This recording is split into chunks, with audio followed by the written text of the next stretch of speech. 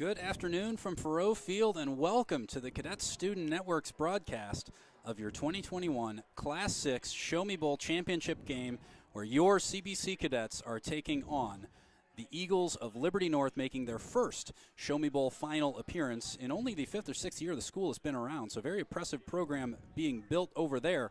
But CBC comes into this game as the #1 team in the area. They bring a record of 12-1, dropping their first game of the season to East St. Louis and winning straight on from there. And they try to take their first state championship since 2018. Alongside me is Coach Chris Maris. Chris, what a great day for a state game. It's a beautiful day outside. It's a little breezy, but it's sunny and about 60 degrees, just under 60 degrees, and it feels like a great day to play some football. We are audio only, so don't check your sets. We are only able to bring you the audio of this game. Video is available for purchase on misha.tv, but we thank you for joining us here on CSN. As the cadets are making their way into the stadium, we are a long way up on floor 6. That's the press center here at Faroe Field in Columbia, Missouri, as the cadets wearing white pants, purple jerseys, and those white alternate helmets are making their way into the stadium from our right to our left. They will be on the near sideline, meaning that the CBC fan section, which is filling in nicely as kickoff approaches, is on the near side. And over on the far side, clad in gold, is an impressive section from Liberty North. The Eagles really packing the house today as they try to win their first state championship game. The Liberty North Eagles come into this game 11-1. We'll talk a little bit about them in just a minute. But first, Coach, let's talk a little bit about the season that the CBC has had. You start out with a marquee matchup. You lose a thriller against national-level opposition, and the season kind of takes shape from there. Talk to us a little bit about how the cadets have sort of rebounded from that early loss, learned from it, and grown as a team throughout the year.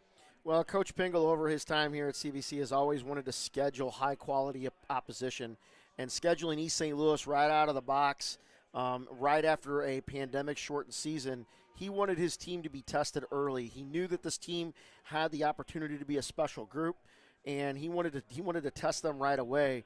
And that game wasn't so much about winning and losing as much as it was learning how to compete against high-level competition.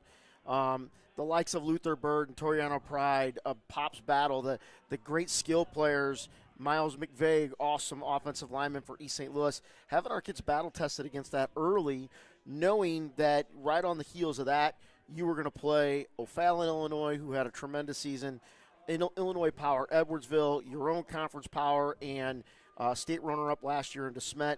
Our schedule was a gauntlet from the beginning to the end, and last week was no exception in facing it against Lee Summit North, one of the few teams that's taken Liberty North right to the brink. Let's talk about that game a little bit, because cadets having to face some adversity. Not often you have to talk about a cadet comeback, at least in recent years, but impressive character from CBC. Well, I could tell you, I did the TV broadcast for that last week, and, my son's on the team. I've not been shy about that over the years, and as we started the end of the third quarter into the beginning of the fourth, we scored to make it 21-14, but right before that I was like, okay, what am I going to say to my son? How am I going to console my son if they don't, get to the state championship game, if they don't win and get that one step further? And right on cue, as I thought about that, CBC struck for a touchdown, got it to 21-14, and then from there they looked like what we've seen from CBC all season long. A dominant offensive team that had averaged almost 50 points a game, over 50 points a game throughout the season, and never been held under 40 until last week. We welcome anybody joining us from the Liberty North side. You may be new to our broadcast. This is a CBC-run broadcast station. Chris and I, in addition to being graduates of CBC, are both employed by the school. So we are a cadet broadcasting crew. However, we want to be as fair as possible, and we'll start by saying what a great team Liberty North has, what a great student section they brought. It just keeps growing over there. But CBC's challenge tonight is probably a very even matchup. These have been the top two teams in the state all season. Give us a little insight into what we can expect from Liberty North tonight, Chris. Liberty North is going to give you a power run offense. They've got a great talent at quarterback and receivers, but they want to run the ball. True to Kansas City football, they are going to want to run the ball, a lot of double tight set, double tight wing. They'll split out a guy here, there, or the other, but all the film, all the video I watched on them this week, they like to be in a double tight set, and they like to get after it, running the football. Very athletic, not huge, but athletic offensive line up front. They'll do a lot of different things with that. And, that's what we're going to see. Now, the quarterback, Sam Van Dyne, is a special kid, though, too. Only a junior, threw 20 touchdowns this year, and is being heavily recruited. If they have to throw the ball, he's somebody you can't sleep on. Not the most mobile guy in the world based on the amount of yards he's rushed for and the number of times he's been sacked, but he can definitely sling it. And the captains out there on the field for Liberty North, your captains Miles Seegers, number 7, Sam Van Dyne, 16, Justice Braden, 18, and Aldo Delgado, number 20. And the captains for your cadets, Justice Johnson, Aiden Robinson, Wayne, Patrick Heidert, and Jacob Tatum. We mentioned the cadets wearing purple jerseys, white pants. The Liberty North Eagles today are clad in all white with dark helmets. Looks like black helmets. Top white jerseys. It's a dark navy blue, and it's got a Northwestern style N on the side of it. As they are out there at midfield, we are watching through binoculars. Might as well be broadcasting this game from a helicopter. Yeah, they got the Eagle logo on one side and the big Northwestern style N on the other. One of the things I kind of noticed last week in watching them play Troy, they came down to Troy to play them last week in their semifinal game, 135-21. That game, other than Troy scoring to start the game, really wasn't that closely contested. Troy competed well in the second half and pushed them a little bit, but not tremendously, not the way CBC was pushed by Lee Summit North, who lost to Liberty North 38-35 earlier this season. Lee Summit North is the only common opponent between these two teams. Cadets beat them 28-21, Liberty North 38-35, so not a whole lot to tell between them. The Cadets come in averaging 47 points a game to Liberty North 36, but defensively very similar. The Cadets only giving up 16.4 a game, 17.4 to Liberty North. It all sets up to be a classic. We are so happy we're able to bring it for you on CSN. The Cadets will be receiving the kickoff right off the bat, and one last huddle. Looks like special teams coach Kevin Wayner out there, still rocking the mustache, if I can see that from all the way up here, as the Cadets get set to take the field, trying to win a 4th state championship.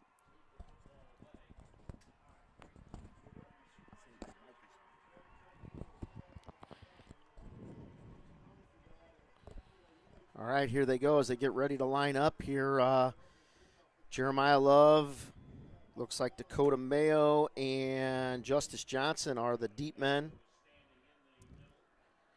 Liberty North kicking off from our right to our left, as the Cadets will begin this one. Kickoff duties with Blake Craig of Liberty North. I would expect this to go into the end zone. Their kicker, Mr. Craig, hit a 53-yard field goal against Lee Summit North. I had watched that a couple of different times. I don't focus a lot on the kickers in these games, but knowing how explosive Dakota Mayo was, I definitely wanted to get a look at him. So. Well, and you also have a great kicking matchup today. Josh Kasich with plenty of leg for CBC.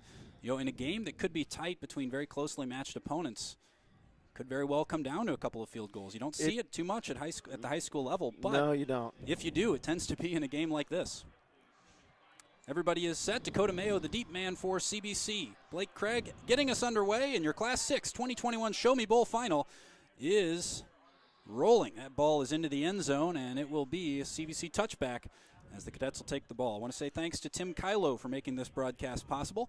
He is not only the presenting sponsor of CSN, but he is not only the best insurance agent in town, but he's the presenting sponsor of CSN. We're incredibly grateful for his support. Call Tim at 314-842-4442 or send him an email, tim@timkylo, that's KILO.com. The Cadets take the field in the spread. Ralph Dixon in the backfield alongside Patrick Heidert. 2 wide receivers to the left, 1 to the right. He's going to take the snap, looks to his left. He's got a man, and that is a drop. Gavin Conley puts it on the floor, but it is a forward pass, incomplete, 2nd and 10. So on that little bubble screen right there, looked like Gavin had good yardage in front of him. I think he pulled his head up a little too quickly and left that ball on the carpet. Hopefully we don't get too much of that. Not a great start there for CBC in that particular situation. A bit of nerves perhaps as this one gets underway. Same formation. 11:58 remaining. Heidert takes it, hands it off to Ralph Dixon along the left side. Dixon gets a block on the outside. He's going to pick up 4. That'll bring up 3rd and 6. Had a little bit of an edge right there. Couldn't quite hit it quite as fast as I think Ralph probably would have wanted to. Still got 4, almost, they're giving him 5 on that. So that'll set CBC up 3rd and 5. Three wide receivers down on the near side, one on the far side. Still Dixon in the backfield. Hyder drops back. He's in the shotgun. He's going to fire to left side, and that's intercepted. It's picked off by Liberty North. And with the first interception of the game, it is number 27, Matthew Hudson. Not the way CBC wanted to start it. Patrick looked like he floated that ball a little bit. Now, some of our perspective is going to be a little bit off. We're so far away from the field, it's kind of hard to get a good look, but that ball floated out there. There's a flag on the play. Personal foul against Liberty North, so that'll back them up. That'll help CBC's defense a little bit, but not a great start right there for CBC. Looks like they're conferring. They're going to spot this one at the... Looks like the 19 and walk it off from there. So it'll be 15 from there. So that gives the CBC defense a little breathing room right there.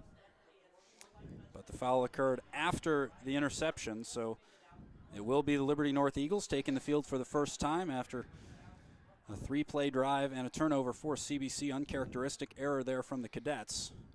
Interestingly enough, Liberty North comes out in a trips set. That's trips down on the near side. They do have a tight end on the top side, though. Van Dyne is in the backfield. Alongside him looks like Caden Arzola, number 8, their leading rusher. And it is a trip set down here on the near side. All matched up against Justice Johnson. That's 1, 2, 3 right in a row. You're going to need help from Kendall Houston on the inside. It's a handoff to Arzola, who's around to the right, and he'll be brought down after a gain of 3. 2nd and 7. So they went run right off the bat, got about 3 yards on that. And CBC defense, I believe that was Caden. Drawing a blank. I'm having all kinds of issues. Kyan Franklin is who I'm trying to spit out in on the tackle. So a couple things. Looks like Mike Teeson's back in the lineup this week for CBC after being out. Van Dyne is going to take the snap in the shotgun. He's got Arzola alongside. Hands off right down the middle. And that's a good tackle made. Maybe a gain of 1, but it brought down awfully close to the line of scrimmage was Jeffrey Morgan with the tackle. Yeah, good fill from the safety right there, but that's one of the things they're going to look to try to do. They're going to try to get you to force your safeties to fill and then try to come over the top of you. Big strike passing game. That sets up a similar 3rd and 5 here for Liberty North. They are at the at the Cadet 29-yard line with 10:40 to go. 3rd and 5, Van Dyne again in the shotgun. He's got Arzola just tucked in behind him. It is a handoff inside. No, he fakes the handoff, throws it across the middle. That is incomplete. It was intended, as Morgan celebrates that one, the intended receiver, I think that was number 7, was that Miles Seegers. Yep, I believe you're right. And as we said it, looks like they're going to go for a field goal right here with their big-footed kicker. So Blake Craig will come on to attempt what will be, that looks like a 46-yarder.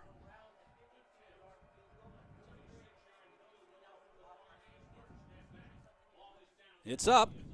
It's got plenty of leg. I think he got it through there. there. It was near no side. Good. He missed it on the near side. Wide left, and Cadets escape. I was looking at the far goal post, and I saw it go inside of that, but I wasn't looking for the near goal post. As I do that, my eyesight doesn't allow me to do that many things at one time. You don't see a whole lot of 46-yarders attempted in high school with that much extra leg. Boy, that was wide of the top half of the bar. It was. CBC dodges a bullet there after the interception and the penalty. They get the ball back on the 20-yard line after what essentially amounts to a touchback there. And Patrick and his offense will get an opportunity to redeem themselves right here. They'll take over at the 20, basically same situation at the start of the game. No blood exchanged as the Cadets take over in their second drive. This is going to be handoff to the near side, and it's going to be a pickup of about 3 as that carry goes to Dylan Van. So Dylan came to the outside here, and the way their defensive backs are playing on our receivers, I would expect that CBC will come back to that bubble screen game pretty quickly. They're playing pretty far off our receivers, especially in a 2-receiver set. That sets up well. Now this particular time they're playing heavy on that. Cadets at their own 22, 2nd and 8. Heidert is in the shotgun. He's going to take it, and he hands it off inside to Van again, and Van will pick up another maybe 2. That was Jeremiah Love. Love back in there. That's good to see. So, about 3rd and 6 here for CBC. Not a whole lot of tough mudding in there in between for Jeremiah Love. So good to have him back in the action. 9:38 and counting. The Cadets with a 3rd and about 6 at their own 24-yard line. Hyder takes the snap. He's going to fire to the near side. He's got Gavin Conley on a first down. So there you go. CBC gets their first down of the game. That's always a big thing for their offense. Conley with a big reception after the drop. And then the Hyder interception. That gets Looks the Cadets, like they're trying to get their tempo. Gets the Cadets out to their own 31 as they pick up the pace. Hyder will take the snap. He's going to run to the left. He's got Jeremiah Love blocking for him. Cuts back inside, and Hyder will pick up about 8 right up the middle. Good little run right there. Jeremiah Love with a good block to the outside. Got about, they marked him a little short. I thought he got another yard from there, but it looks like more like 7, but still good run. That will bring up a 2nd and short as the Cadets try to move the ball. 8:58 to go in the first quarter. The snap is taken. It's a handoff inside, and CBC could get a big one here. This is Jeremiah Love around the corner. 30, 20, 10, 5, touchdown, Jeremiah Love. The Cadets open up the scoring in the 2021 Show Me Bowl championship game. CBC faithful going crazy down here on the near sideline as we look down, and Jeremiah Love got that block, got out to the outside. Was a little bit of an off-tackle play, and then he worked it to the perimeter. He had one guy to beat, and he took it to the house. 64. That's what you get from your 100-meter champion who's been a little banged up the last couple weeks, and I know he wanted to get in late last week but didn't get an opportunity. 64-yard touchdown run by Jeremiah Love, and the Cadets take a 6-0 lead. And down to our right in the shady part of the stadium, Conley holds and Kasich kicks. The extra point is good, 7-0. So CBC gets on the board first after a near disaster on their first possession. Was able to get the running game going with Jeremiah Love right there. And, you know, as much as CBC's thrown the ball and wanted to be a high-power strike offense, Coach Pingle loves to run the ball when it's going right. He loves to be balanced in everything that they do. So 7-0 is Jeremiah Love, 64-yard touchdown run with 8:44 to go here in the first quarter. You are listening to the Cadet Student Network. Tom Eichwald alongside Coach Chris Maris, as it is a pleasure to bring you this one from sunny Faroe Field. And the state championship game underway, the Cadets with an early lead over the other best team in the state this season. CBC leads on their second possession. If you're joining us a few minutes late, interception was thrown on the first possession by Patrick Heidert as the Cadets started the game with the ball. Lutheran North missed a 46-yard field goal going the other way, and then take a 7-0 lead on a 64-yard touchdown run by Jeremiah Love. Josh Kasich tees the ball up at the 40. They're on the left half of our field division. That would be the north half of the field. As we do our adjustment, it's a short kick right on the SEC logo. Fair catch called at the 25. Smart play by the Liberty North player right there. CBC gets a lot of kids to panic in that situation. A lot of people don't realize you can fair catch that ball, and CBC doesn't want to deal with the return, so they kick it down there, and there you have it. Fair catch called by Trey Snyder, the sophomore, 6'1", 175 cornerback. Good astute play from the sophomore, and they will take over near hash mark 25-yard line. That is their own 25. And here come the Eagles, second possession of the game. They're wearing all white uniforms, going right to left across their screen on the near hash. It's taken in the shotgun, handed off to Arzola, who's going to get brought down at the line of scrimmage as he tried to work it around the right side. And Jacob Tatum looks like he came off the backside and made that tackle for CBC. No, I'm sorry, that is Tyler Gant. Oh, you can't read those numbers from up Well, here, Chris? no, I can't, and it's hard to do the binoculars and the glasses and everything like that. I'm going back and forth between 3 different things here. I know what these kids look like when they run around. The problem is right now they look like miniatures. Very high perch here. 2nd and 9. Clock is at 8:12 to go. Van Dyne is going to take the shotgun. Throws with the left hand. That's tipped at the line of scrimmage. It's intercepted. CBC picks it off, and that is Kendall Houston. No disrespect to Caleb Purdy, the Defensive Player of the Year in the MCC, but that was my pick right there, Kendall Houston for Defensive Player of the Year. Not so much for the enormous, just the game-changing plays that he has the ability to make. I think that's his 6th interception on the year, along with several fumble recoveries. He's returned them for touchdowns. There's a basketball leap right there. Block shot, so to speak, picks it off, goes the other way, and sets CBC's offense up on the 10-yard line. Keep forgetting we're radio only, so I have to just finish the call here. That was tipped at about the 25-yard line on the right side of the offensive line. Houston pulled it in and got all the way down to the 10. That's where the Cadets take over, 1st and 10. It's a handoff around the near side as Dylan Van is brought down in the backfield. 1st and goal, they say, as it was right at the 10-yard line. Now it'll be 2nd and goal from about the 14. So Dylan right there was pushing to the outside or to the right tackle side of the ball. He tried to get around the edge, couldn't get to the corner, and needed to stay in behind his tackle and just get what he could get. 2nd and goal. Heidert is going to hand off underneath. It's Van again. He'll get back to the 10 and pick up another 1 or 2. They're going to call him down at the 8.5 as it'll bring up 3rd and goal. The Cadets away to our right, trying to make it a 2-score lead early in the proceedings against Liberty North. Shotgun formation. Dylan Van to the left of Patrick Heidert. Wide receiver split either side. Tight end on the left. Heidert's going to throw near side. Robinson Wayne pulls it in. Touchdown. The call comes in from the back judge, and it is a touchdown. The Cadets score again. Robinson Wayne hauls it in from 9 yards. So right here, you're going to see an interesting situation for Liberty North. Pending this extra point, how much are they going to want to push the ball downfield with their big-arm quarterback, Sam Van Dyne?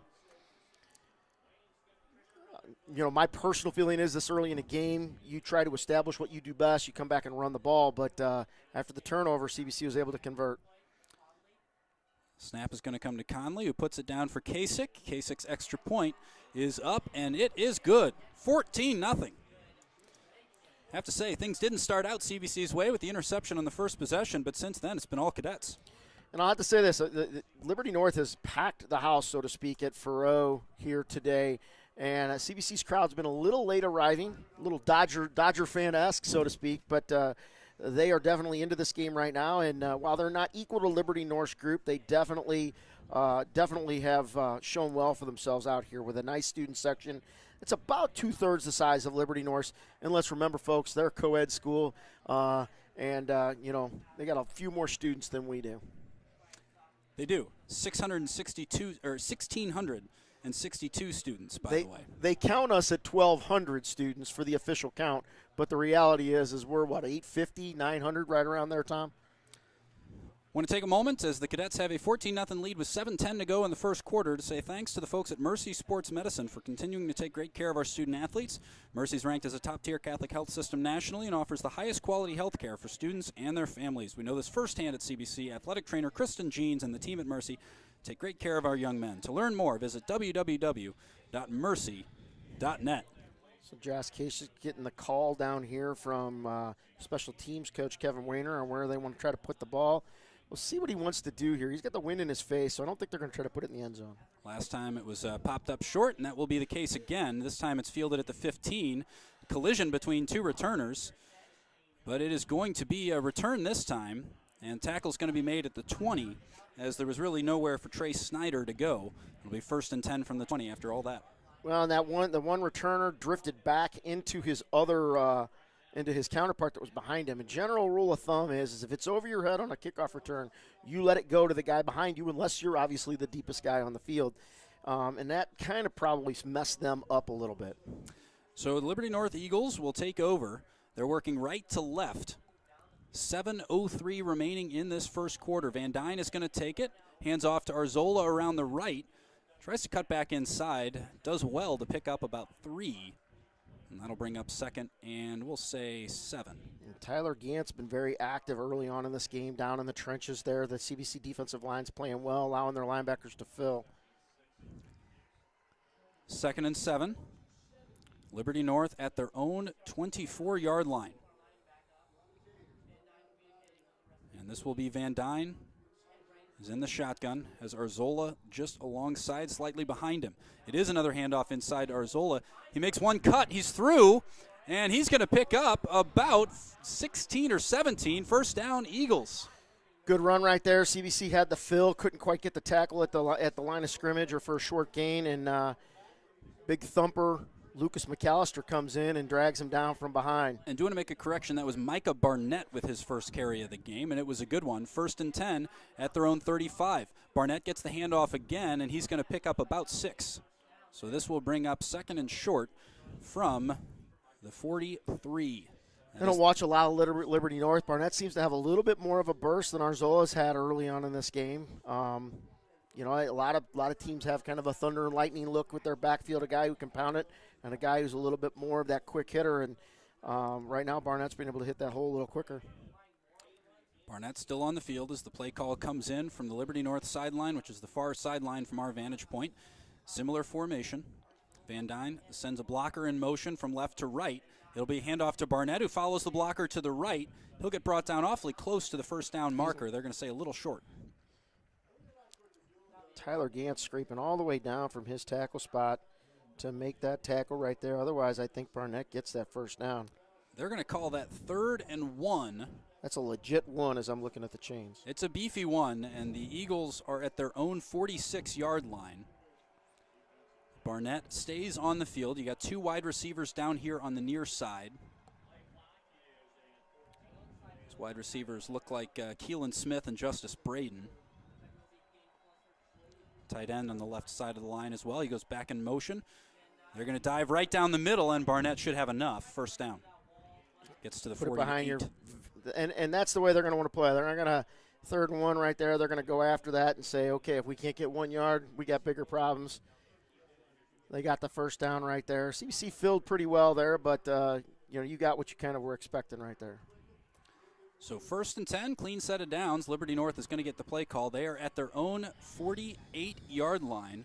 The clock is at 4:32 and counting here in the first quarter, and Liberty North trails 14-0. Van Dyne is going to throw near side, and he's got his man. That's a catch, and a couple yards after, it'll be a gain of 9. Keelan Smith with the reception. They're calling that a first down. It was awfully close. It was, and looked like Justice, he bobbled that ball a little bit. Justice Johnson almost knocked it out of there, but he was able to corral it and get it in and get the Eagles another first down as they try to settle into this game a little bit. Nice job by Van Dyne and Keelan Smith. 1st and 10, they are now at the CBC 43-yard line. Van Dyne again in the shotgun. He's going to take the snap, hands it off, and that's going to be a gain of about 6 by Barnett, 2nd and short. So they found something here against CBC's defensive line. I notice right now we've got Jerome Logan in at nose, trying to go with a little bit heavier look in there. Logan, Bell, and Gant. And they are running away from Tyler Gant. I mean, they've run to their right a lot. Now, a lot of teams are right-handed, but they've definitely gone away from Tyler Gant. Play call is coming in. Micah Barnett still out there as the back. He's the left side of Van Dyne, who's going to take this snap on 2nd and 4 here in the first quarter. Van Dyne drops back, left-handed throw. It's across the middle. He's got a man in the end zone. That's a touchdown. Touchdown, Liberty North, and that is caught by number 17. I think that is that Olguin? Yes, it is, Anakin Olguin. So Olguin right across the middle. He's going to get that touchdown, makes it 14-6. Nice play action pass. That's one of the things they want to do. They're going to run that play action. CBC tried to honor anybody flipping out of the backfield, so Kendall was a little slow on his pass rush. Got in there a little late, got a hand in Van Dyne's face, but Van Dyne threw a dime. I see what you did there. I did. On for the extra point is Craig. That is up, and it is good. 14-7, game on. So we are 14-7. CBC takes an early 14-0 lead, and Liberty North answers with 3:16 to go here in the first quarter. Tim Kylo is the founding sponsor of the Cadet Student Network, and he's also the founder of the Resurrection Charities Foundation. This is a special organization dedicated to feeding and supporting the homeless in our community through street outreach. Each week, a dedicated team of volunteers commit many hours to preparing and delivering meals to the people who need it most. Tim is a great example of how CBC's alumni carry our LaSallian mission far beyond their high school days. To learn more about Tim's work, just search Resurrection Charities Foundation on Facebook. We encourage you to show your support for this great organization. And you mentioned some offensive adjustments that Liberty North made there. Anything we should expect to see Coach Dimovitz do with his defense to counter? Not yet. I think that Coach I think they might have had a defensive back get out of position since that went right down the seam. I didn't look at how we set up our defensive backs to start that play. Typically, we have somebody in the middle of the field, and I don't know if on the play action, safety's bit, which is one of the things that a quarterback will try to do. and get them to hold and get in behind that. But that's something to keep an eye on, is whether or not there's an adjustment in the secondary there. Now I'm trusting my spot on the touchdown of Olguin. It looked like 17, but that is, according to my stats, that would be his first reception of the season. Good time for it. Well, then I'm going to guess. Then I'm guessing I might have seen that number wrong. Let's see their receiving. It looked like a 17 from up here. Then again, we're probably about 6 miles away from the field is what it feels like. And Liberty North set to kick off from our right to our left.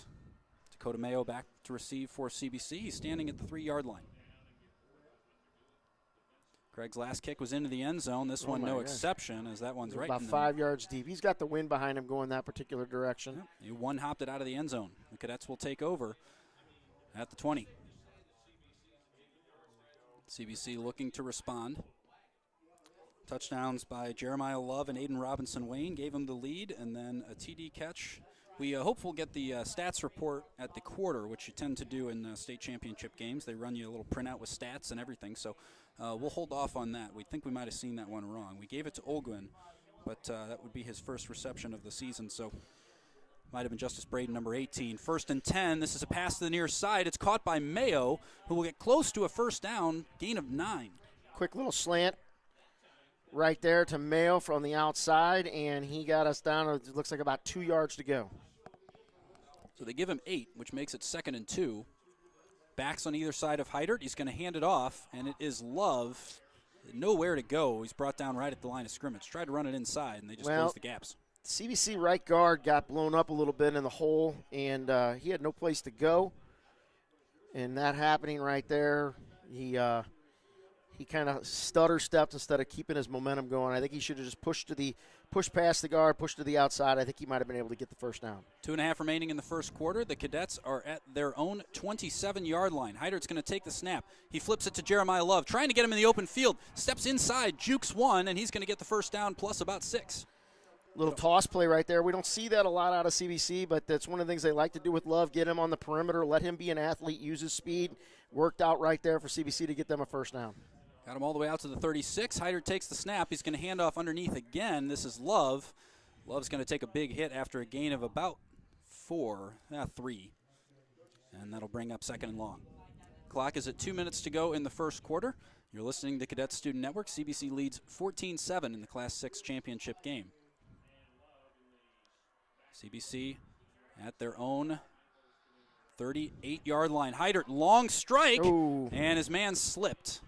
That was Dakota Mayo who slipped. It looked like Dakota tried to cut to come back in, and he just needed to stay on his path. That ball was going to be right to him. Now, mind you, I will preface this again. Our vantage point's a little off. I'm used to being way closer to the field than this, so it's a little bit different vantage point than I'm used to. There are fans farther away from this one than we are, and I don't know if you gave me something. I don't know if I could throw it to where the fans are from here, Chris. Looks like we got a penalty. Looks like a hold. Yep, CBC will get backed up by the holding call. So that'll make it 2nd and 21. That looks about right. They haven't updated the scoreboard yet. Yep, 2nd and they still haven't. 2nd and 21, we'll say. Heidert's going to take it out of the shotgun. He's going to run it around the right side, trying to gain the sideline as he is forced out of bounds. Good speed to close on him by number 34, Ryan Hudson. And that will bring up 3rd and about 16. So a lot of times you'll see CBC do that to try to get yourself into a 3rd manageable or get your guys dropping out thinking Heidert's going to throw the ball. Obviously right here, Liberty North was ready for Heidert. All right, 3rd and very long. The Cadets at their own 29-yard line. Heidert's going to take it. He's got time to throw. Looks through a couple options. He's had to pull it down, and that is a sack by number 55, Darius Palmani. The 6'2", 290 sophomore defensive tackle brings him down, and that's going to be 4th and long. Coverage sack, it looked like. Yeah, CBC had a receiver breaking out of his route. It looked like Dakota Mayo on the top left side was breaking out of his route, but as we come down here, one of the CBC receivers, Jeremiah McClellan's getting an earful. He should have been running a different route. He's supposed to run a corner, and it looks like he ran a hitch or ran a seam. So 4th and 21, the Cadets are going to punt with just under a minute to go in the first. Standing at his own 15-yard line, Josh Kasich gets a good one away. And that will hit the ground at the 40-yard line of Liberty North. We have a flag coming all the way in from the back side. The Cadets will down it at the Liberty North 40. Well, on our force guy, it looks like they pulled us down. So I think we're going to get a holding call on Liberty North. Waiting on the official signal at 43 seconds to go in the first as that whistle is blown. This is a big defensive series for CBC after getting the, having a rough offensive first series there. Then you got 2 touchdowns, and you had this series that kind of went the wrong direction. Defensively, you want to try to do your best to corral Liberty North here, not let your underneath guys take care of that play action game, and only worry about it when they get downfield. So that's a face mask against Liberty North. So while the ball was down at the 40, this one's going to be backed up a little bit more to the 25. Okay. So a little help from the flag as the Liberty North Eagles will take over at their own 25, 43 seconds to go in the first quarter. They're working right to left.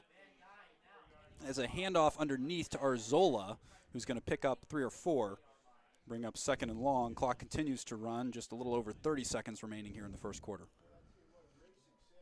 So it looked like Jerome Logan came across and made that tackle for CBC.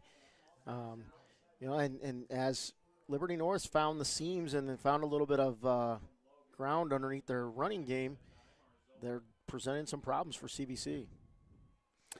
I'd be willing to bet that touchdown catch was number 12, Freddie Lavin III, maybe 12 as opposed to 17. Sometimes that bottom half of the 2 gets tucked up under the shoulder pad, looks like a 7.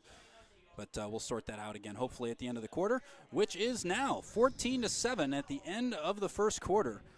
Game got off to a bit of a bumpy start as the Cadets received the opening kickoff through an interception on the 3rd play of the game. Lutheran North was set up for a 46-yard field goal on that possession. They missed it. CBC takes over, scores on a 64-yard touchdown run by Jeremiah Love, and then kicks it off. Kendall Houston with a big interception gives CBC the ball at the 10, and a 9-yard touchdown catch by Aiden Robinson-Wayne from Patrick Heidert made it 14-0. Then Lutheran North. I was wondering if that was going to happen. Well, you said it the first time. I'm like, then Liberty, Liberty North. We are playing Liberty North, 14-7 after a 43-yard touchdown catch. I think it might have been Lavin III with that touchdown catch. We will await confirmation. But that makes a little bit more sense. We gave it to Anakin Olgun. But guy with no receptions in the season probably is not running the deep route. Trailing 14-0 in the first quarter of state. You never know. You never know. If it is, we'll give ourselves credit for that spot. Here we go. Liberty North takes over. 12 minutes to go in the first half. First play of the half is a handoff to Arzola, and he makes a good effort. He's going to pick up 2 or 3, and that's going to be 3rd and about 3 to go. Tyler Gant underneath there wrapped him up around his ankles. Essentially doing this set of downs about 3 yards at a time. Brings up 3rd and 3. They say 4. 11:30 to go. Arzola still the back. 2 wide receivers out to the left side. They're on the near hash, working left to right. Van Dyne, pressure in his face, and that is going to be incomplete. Good pressure off the end from Kendall Houston. Right in his face. He was throwing toward the fat part of the field, away from our view. Looks like they're setting up the punt return. Good pressure by Houston is going to force the punt. Punting duties are split between Elijah Leonard and Sam Van Dyne. So you got 2 quarterbacks are your punters. Something charmingly old school about that.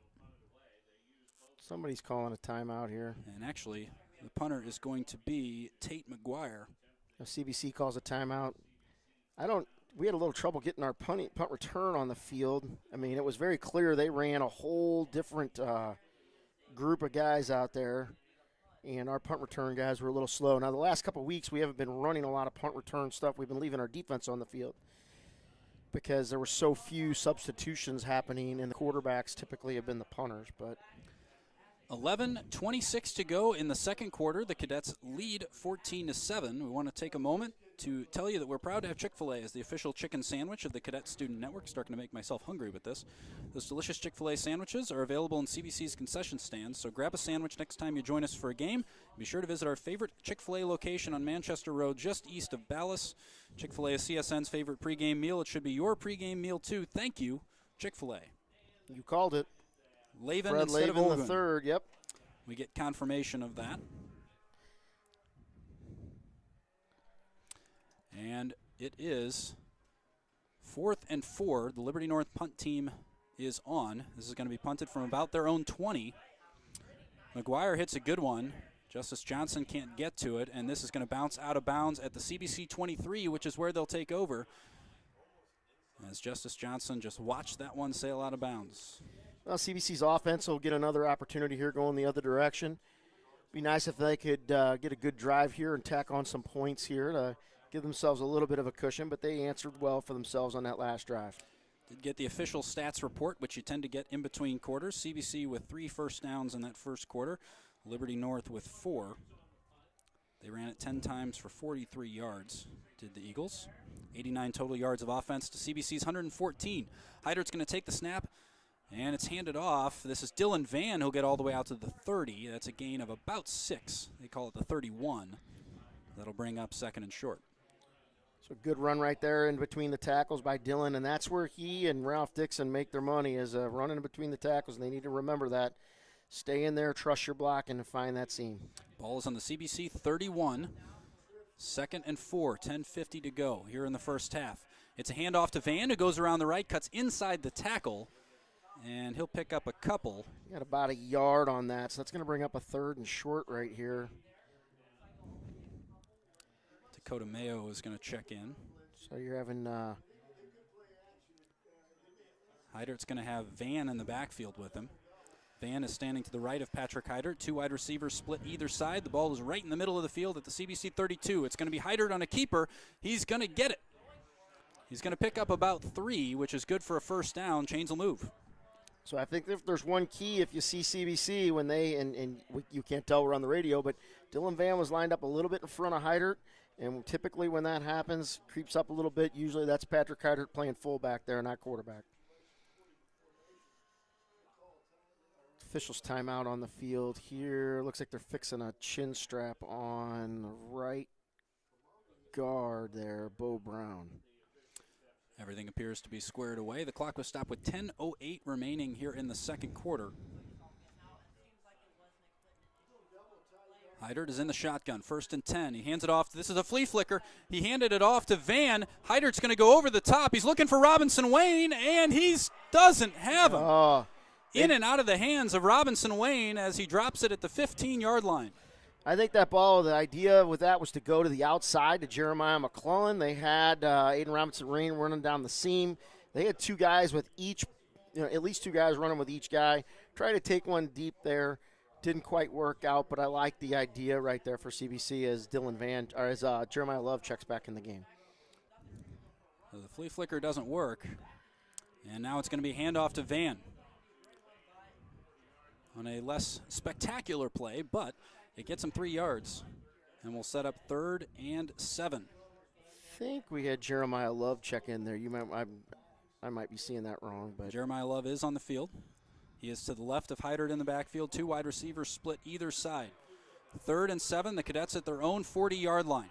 Heidert pulls down a high snap. He's going to let fly to the far sideline. He's got a man, and that is almost a one-handed catch.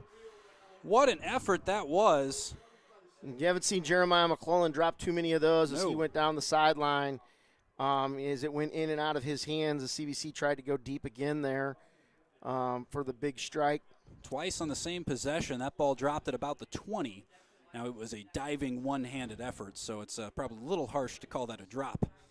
I'm sure McClellan will say he could have had it. Yeah, they're going to talk about that. They definitely had an opportunity right there, and they're letting them play in the secondary right now. So, interestingly enough, a little bit of physical play, and that's okay. On 4th and 7, Kasich will come out to punt. He's going to hit this right about at his own 30. It's a low-driven punt. It'll take a CBC-friendly bounce, and it'll be down at the 17. A little accidental kick. I'm sure that was an accident. Justice does that a lot. Justice Johnson. He likes to try to see if he can catch the officials napping on some of those. And that is down at the 17-yard line, which is where Liberty North will take over. They have 9:09 to go in the first half and are trailing 14-7. CBC touchdowns from Jeremiah Love and Aiden Robinson Wayne, and 1 touchdown by Freddie Lavin III of Liberty North. Can't quite can't quite get things going on the ground consistently for CBC, and that's something they're going to want to work on here going forward. 1st and 10 from their own 17, near hash mark going left to right. This is Liberty North. Van Dyne fakes the handoff. He's going to drop back and pass it to Arzola, and that's too far ahead of him. That was interesting. They play action to Arzola. Gant almost tackled him because he thought he had the ball, gave him a good shot, and I think that really was the whole play right there, because otherwise Arzola is free on that wheel route going down the sideline. The little bit of contact they made in the backfield held Arzola up and kept him from getting into his route. Good game of football developing here. 9 minutes to go here in the first half. This is 2nd and 10. Liberty North at their own 17-yard line. Van Dyne is going to take the snap. He's got Arzola, fakes the handoff, but he's going to throw it to the left side, and that is caught. Nice throw, nice catch, and that is Lavin the third again. So here goes a little bit of tempo from Liberty North as they hustle up to the line of scrimmage. That got them all the way out to their own 31. It'll be 1st and 10 from there with 8:43 to go. Nice throw by Van Dyne on the Lavin, who was kind of came in and out of his route and got the safety to sit. Was able to get outside of that safety. Snap is taken. It's handed off underneath to Arzola, who's going to get about 4. Pretty much everything operating out of the shotgun from Liberty North. It's the year 2021, so it's often redundant to say shotgun these days. You almost assume it that way. When the team goes under center, you're kind of surprised. A little different than the game you grew up playing, Chris, isn't it? Very different. 2nd and 7. Clock ticks below 8 minutes here. Liberty North could tie it with a touchdown on this drive. First half of the state championship game. It's a handoff underneath, and it's going to be close to a gain of a first down. There's a flag come flying out there. That's either going to be a hold or a face mask. I don't know which. Yeah, it was Barnett with the carry. Micah Barnett, who has been very good so far. Barnett had 30 yards in the first quarter. So Liberty North on the move after the face mask by CBC right there. So that'll give them a clean set of downs, and they will be at their own 44 with the 1st and 10. That might have been a 5-yarder then. They didn't walk off a whole lot of yardage there. Referee says start the clock, 7:25 and counting. 1st and 10. Liberty North at their own 44. CBC's line shifts. It'll be handoff to Barnett around the right side, and he'll pick up maybe 1 or 2. Kendall Houston in on that particular tackle. They're trying to run around that right side of the offensive line. Just nowhere to go. A beautiful day here at Faroe Field. Yeah, it's a shame we're inside the glassed-in press box. I got the one window open, but be nice to be out in the elements a little bit. Not things we often say at a state championship game. This is Van Dyne. He's going to drop back. He's going to throw it on 2nd and 8 across the middle, and that's incomplete. They are letting them play in the secondary right there as the receiver for Liberty North. There was some contact as they were running by Jeffrey Morgan right there, and he was looking for the flag, and the back judge was not throwing it. Attempted about 15, 20-yard throw. Keelan Smith was the intended receiver. It is incomplete, so it's going to be 3rd and 8. Van Dyne will be in the backfield with Micah Barnett. They are right in the middle, working from our left to our right. 3rd and 8. Barnett is in the backfield. Fake handoff. Van Dyne rolls to his right. He's looking back across the field. That's going to be intercepted with an open field in front of him. CBC with a return. This is going to be a touchdown, that is Justice Johnson. What a turn of events for CBC right there. Van Dyne rolls to his right, looking for the throwback pass. Had a little bit of pressure, but not so much so.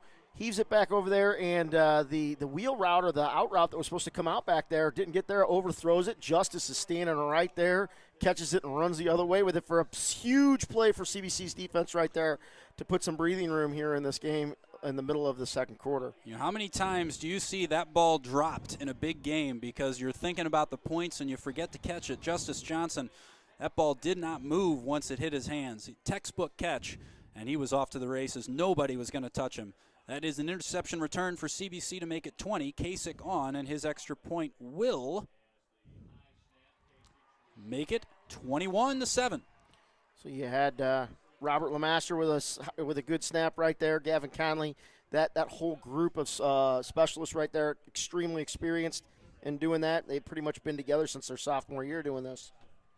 So Justice Johnson's interception is the third touchdown of the game for CBC. The second interception by the Cadets. Kendall Houston with the other one. Both have turned into points. I mean, turnovers have been a huge part of this game. It looked like Liberty North was going to capitalize first when they got the interception and returned it down, but got called back on a personal foul. And then on the following possession, CBC gets them out, but they miss a field goal. But then on the following possession for Liberty North, after CBC scores, Kendall Houston picks it off, gets a little bit of return. CBC strikes there, and right now the defense is doing what they need to do. So that is a touchdown with 6:30 remaining in the first half. Forgot to make a note that the first quarter ended in my scoring summary, Chris. I was about to say that's a long first quarter, but that is the first points of the second quarter as the Cadets extend their lead. Interesting score in the Illinois State Championship game. East St. Louis trails Cary Grove, undefeated Cary Grove, 15-14. So that's late in the first quarter. That was about 2 minutes ago. Here we're ready to get back underway as Kasich will kick off. He is kicking from our right to our left. Ball teed up at the 40. He lets it fly. This will be fielded by the return team at the 13-yard line. And this is Micah Barnett with the return, yanked down by Gavin Conley. Great tackle by Gavin Conley right there. Looked like he was going to get away from Gavin, and Gavin held on to him and then slung his other arm through his leg and drug him to the ground. A nice play right there by Gavin, the senior. Even making it easy for the official. You put the ball where the towel was yanked out of the waistband, right at the 21-yard line. It was. The towel came out of one of those guys' waistband. I think it might have been Gavin's, and as the official throws it to the near sideline. So they replaced the towel with a football, and we're ready to play on. Not sure who ended up with that towel. No, the champions, Misha Stide Standard, sitting right in front of it. 6:25 remaining in the first half. The Cadets with a 21-7 lead. Liberty North Eagles take over at their own 21, 1st and 10. It's a handoff to Barnett, who will pick up one before being tossed backwards. He got hammered right in the hole there by the inside linebacker and the defensive lineman, and he did not get a whole lot after he got his initial yard. They're going to say that's a pickup of 2. It's a short 2. It's all good. Good play right there by CBC's defense. If you can do that on their run plays, we'll be in good shape. 2nd and 8 is the official on the scoreboard as Van Dyne gets his call. Still Micah Barnett in the backfield. Signature formation here with a man in motion. You got Van Dyne in the shotgun with a tailback just behind him. And off to the side, Van Dyne forced out of his pocket. Brought down by Kendall Houston. That's a sack and a loss of 2. Van Dyne scrambling for his life after his first read wasn't there and his pocket was collapsing. He scrambled back to his left, tried to get another throw at it. CBC had defenders coming in on him, and Kendall drags him down.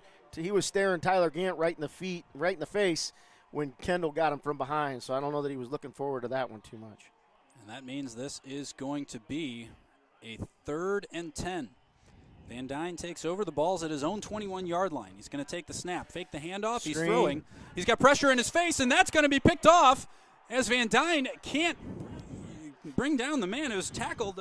Tyler Gant. Tyler Gant intercepts that ball, tips it up in the air. They have a screen pass set up. Tyler Gant stops and sits a little bit. Van Dyne tries to put it over him, and the big D1 recruit, Tyler Gant, tips it up, intercepts it to himself. And I thought for a half second there he was going to get in the end zone. The big guy was going to get a touchdown, but nonetheless gets down to the 6-yard line. CBC an opportunity to capitalize on another turnover by Van Dyne. Boy, couldn't have botched that call worse. But Tyler Gant with the interception. He was right in the face of Van Dyne, who tried to let fly. Nice soft hands from the big man. He pulls it in. Tyler's a heck of an athlete. A lot of people don't realize solid basketball player, really good athlete, and a great kid in the classroom, too, if you read the STL Today article about him this week. From the 6-yard line, it's going to be a handoff, and this is Ralph Dixon. Cuts back inside, and he'll be brought down for a loss of 1. They're saying Ralph was down. The ball came out, and Liberty North had it, but they said Ralph was down, and he did not get much. Lost a yard on that. Tried to push that to the outside and did not have the edge. So Heidert is going to be in the shotgun, and to his left, it is, looks like Dylan Van in there. And a flag will come down before the snap. CBC like, second and goal in the 7. Oh, they're calling false start, but it looked like Liberty North jumped, but that's a bad break for CBC right there. Got to be a little bit more disciplined inside there. So second and goal from the 12 now. Sorry, I'm stealing your play-by-play. No, that's okay. That's okay. I'm still trying to figure out what the heck happened on that Tyler Gant interception call. That's what I'm here for. That is. That is. So this will be a second and goal, as Chris said, from the 12. Backs on either side of Heidert. It's a handoff to Dixon. It's a counter. He's going to the left. He's going to get inside the 10. He'll get all the way down to the 7. So he's not quite back to the original line of scrimmage of the 6, but you're going to have about a third, and looks like about a 3rd and 8. Yeah. He slipped on the turf right there, right out of his cut. Otherwise, I think he would have gotten inside the 5. I don't know that he was scored, but there's a big down right here for Liberty North. Yes, it is. 3rd and goal. The Cadets are on the 8-yard line, trying to make this a 28-7 game. Heidert sends a man in motion. That's Robinson Wayne. You can do a lot of things when that guy's moving around. And it will be Heidert. He drops back to pass. He's going to run out of the pocket to his right. He's going to be met. His helmet comes off, and he's going to be brought down at the 13-yard line. As Heidert lost his helmet, you got to make sure he is okay. A big defensive stop. Patrick slow to get up. Has his helmet, headed to the sideline. Looks like CBC will come in for for a field goal attempt. So big stop right there for Liberty North, just to force the field goal attempt here.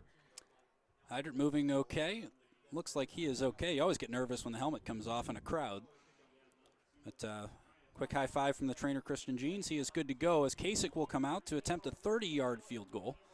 He'll try to make this 24-7. Snap is good, hold is good. Kasich slips on the kick, but he does enough to put it through. There we go. That is 24-7. So CBC gets on the board again, 24-7 after the interception by Tyler Gant. Not exactly what CBC wanted to get out of that, but they'll take it. So a 30-yarder from Kasich is going to make it 24-7 with 3:25 to go in the first half. Cadet fans, are you protected? Call State Farm agent and CBC alum Tim Kylo for all your insurance needs. Tim is more than just the best insurance guy in town. He's also the presenting sponsor of CSN, and we're incredibly grateful for his support. Call Tim at 314-842-4442 or send him an email, tim@timkylo, that's KILO.com. We're also proud to have BSN Sports as the official apparel provider of Cadet Athletics. BSN and Under Armour keep our players and coaches looking good on the field, and they can make you look good too. Keep your eye out for our CBC online team stores or shop anytime at www.bsnsports.com. 30-yard field goal from Josh Kasich makes it 24-7. The Cadets lead over the Eagles of Liberty North in their first Class 6 state championship game. The Cadets trying to make it a 4th in school history, but as we said pregame, the first in school history while wearing white helmets. It's a new look this year, white helmet with a purple stripe down the middle, CBC logo on one side and the purple number on the other. As Kasich will kick off. Kickoff happens with 3:25 remaining. That'll be fielded at the 14-yard line. This is Micah Barnett, and he's going to get all the way out to about the 22 before being brought down by, I think that was Gavin Conley and Lucas McAllister. Conley got him up around the collar with the jersey, and McAllister finished it off. So as we approach the back part of the second quarter here, see whether CBC's defense can keep going. I have to be, I'm frankly surprised Van Dyne struggled this much throwing the football. Couple of tipped balls that have been picked off. So we'll see how that goes here. CBC keep the pressure on. Van Dyne is in the shotgun. He's got Arzola to his left-hand side and slightly behind him. They're going to get an audible called in from the bench. 5 seconds on the play clock. As he claps and sets it in motion, they'll snap it with 2 remaining. It's a handoff to Arzola around the left. He's inside the tackle, still going. He's got 10. He's at the 40. He's at the 50. He's going to get all the way to the 42-yard line, the CBC 42, as that's a great gain from Arzola. So Liberty North had a kind of an unbalanced set. They had a tight end on this near side down here that was an ineligible receiver. CBC shifted to him.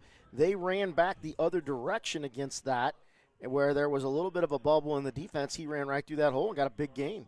So that's Caden Arzola with his biggest run of the day. Van Dyne is going to hand it off to him again. He's rejected first time, still going as he bounces all the way for 8 more yards. He'll get inside the CBC 35. They had him for pretty much no gain. He pinballed around in there, kept his feet moving, and got up there, got about 8 yards on that. That's a good run by Arzola. He is the leading rusher on the team. Van Dyne is going to hand it off to him again. If it ain't broke, don't fix it, and that'll get him to about the 33, which means that we should have. Get about a 3rd and 2, it looks like. Yeah, 3rd and. They got about a yard and a half on that play. Like that. Scoreboard calls it 2. We'll say X is less than 2, greater than 1. Don't do that to me today. No. Not in math mode. Not in math mode. Got a few other things on the brain. 2:05 to go here in the first half. 24-7 CBC lead. 3rd and 2 for Liberty North, who are at the CBC 34-yard line. They're going to take a timeout. Think about it. Well, so one of the things that they'll do on 3rd and short is they'll motion 18, one of their wingbacks / tight ends. They'll motion him in and out, and they use that a lot as a lead blocker. But they'll motion him under center, and they'll run quarterback sneak with him right in behind the center and trying to catch you off guard. CBC wasn't fooled as soon as he went in motion in, or they pinched inside, and as soon as they did that, Liberty North called the timeout. Number 18 that Chris just mentioned is Justice Braden. He's their leading receiver, 39 receptions coming into this game, averaging 17 yards per reception with 5 touchdowns, and just under 56 yards per game. Again, run-heavy team. They're only throwing, if those numbers seem a little bit low for a leading receiver, they're only throwing about 30% of the time. They're actually a 29% passing team, 71% rushing team, which gives you an idea of the approach. And as we were talking before we went on air, Chris, just kind of a classic east half of the state, west half of the state type matchup. CBC's been pretty balanced in this first half, which is kind of true to their season. So here it is, 3rd and 2. Ball at the CBC 34. It's going to be handoff to Arzola. Yeah, looks like he got it. He's going to be real close. He got it by a few inches. I don't think they'll measure. They will not. First down. Turf fields anymore. I've said this time and time again. Very, very rarely do you ever see a measurement anymore because of the way the hashes are marked and the way that they can eyeball this. You actually get a bonus hash mark as the college hash marks are still out there. The snap is dropped by Van Dyne. He's trying to pounce on it. CBC saying they have it. I think Van Dyne is first there, but CBC recovers. Oh, my gosh, another turnover right there as that snap went off of Van Dyne. I wasn't watching the snap that closely, Tom. It went – I think it went off his hands or off of his helmet and over his head, and Van Dyne, as it hit the ground, I think he was waiting for it to try to settle a second before he jumped on it, but kind of got a deer in the headlights look almost and allowed CBC to rush in there and get it. Huge break for CBC as Liberty North looked like they had something going. They did, and just not what you need if you're an Eagle fan right there. The Cadets will take over at their own 42, 1st and 10, and 1:35 to go in the first half. The Cadets did start the game with the ball, so you'd like to score before you give it back to Liberty North at halftime. Hyder drops back in the shotgun on 1st and 10, rolls out to his right, and tries to fire one over to Jeremiah McClellan, but that is out of bounds. It'll be 2nd and 10. Kind of think Patrick should have just tucked that and ran. He had an opportunity to get towards the sideline, get upfield, probably get 6 or 7, get out of bounds, maybe a little more. You gambled right there trying to get McClellan. He waved McClellan downfield, and then he didn't do it, and then McClellan tried to come back on that ball and couldn't quite get there. 2nd and 10 from their own 42. Hydert's going to hand it off. This is Jeremiah Love. Gets through the middle, works over to the right sideline. He'll be out of bounds at the 39-yard line. They say the 40-yard line, actually. Big gain, right? Liberty North. Big gain there, right? McClellan is he runs out of bounds, and he had 2 or 3 defenders in front of him, and they had him hemmed in. So right play right there for him to get out of bounds. So it'll be 1st and 10. The ball is at the Liberty North 40. Hydert's going to take the snap. Empty backfield. He fires. He's got Aiden Robinson-Wayne in the middle of the field with no one there. Robinson-Wayne's all the way to the 20, slips and gets to the 15-yard line. Far hash mark going right to left. This will be 1st and 10 from the 15 with 1:12 to go. CBC's got plenty of time and plenty of timeouts in order to make this happen, but they're rushing up to the line. I don't know if they're looking to get a playoff here. Clock stopped until the box was set. It is running. It's going to be at about a minute when Hyder gets the snap. He's got one back to his right that looks like Jeremiah Love. 3 wide receivers near side, 1 far side. So they adjusted? They're at the far hash, 15-yard line. Hyder takes the snap, pitches to Jeremiah Love. He's got a little bit of open field, stutter steps, gets inside the 10, gets to the 5. He's going to get awfully close. Well, they called him out at the 2. Out at the 2. I would have said he went out somewhere between there and the end zone. I did not think he got across the line, but thought he might have gotten a little closer than that. One of the cameramen down here on the near sideline took a little bit of a shot as they continued their momentum out of bounds. So it'll be first and goal from the 2. 44 seconds remaining here in the first half. The Cadets on the 2-yard line. It's Love alongside Hyder. Hyder will hand it off to Jeremiah Love. CBC scores. Touchdown with 40 to go in the first half. The Cadets make it 30-7. CBC turning these turnovers into points, and every time they do that, you know, I mean, if you take away the turnovers, this is a pretty even ball game, but Liberty North has given CBC extra possessions all half. Very big turn of events from last weekend when in the first half, CBC only had the ball 4 times. One of those was at the end of the first half where they were taking a knee to go into halftime. In this particular case, I think they've had like 6-7 possessions so far this half. K6 extra point is up, and it is good.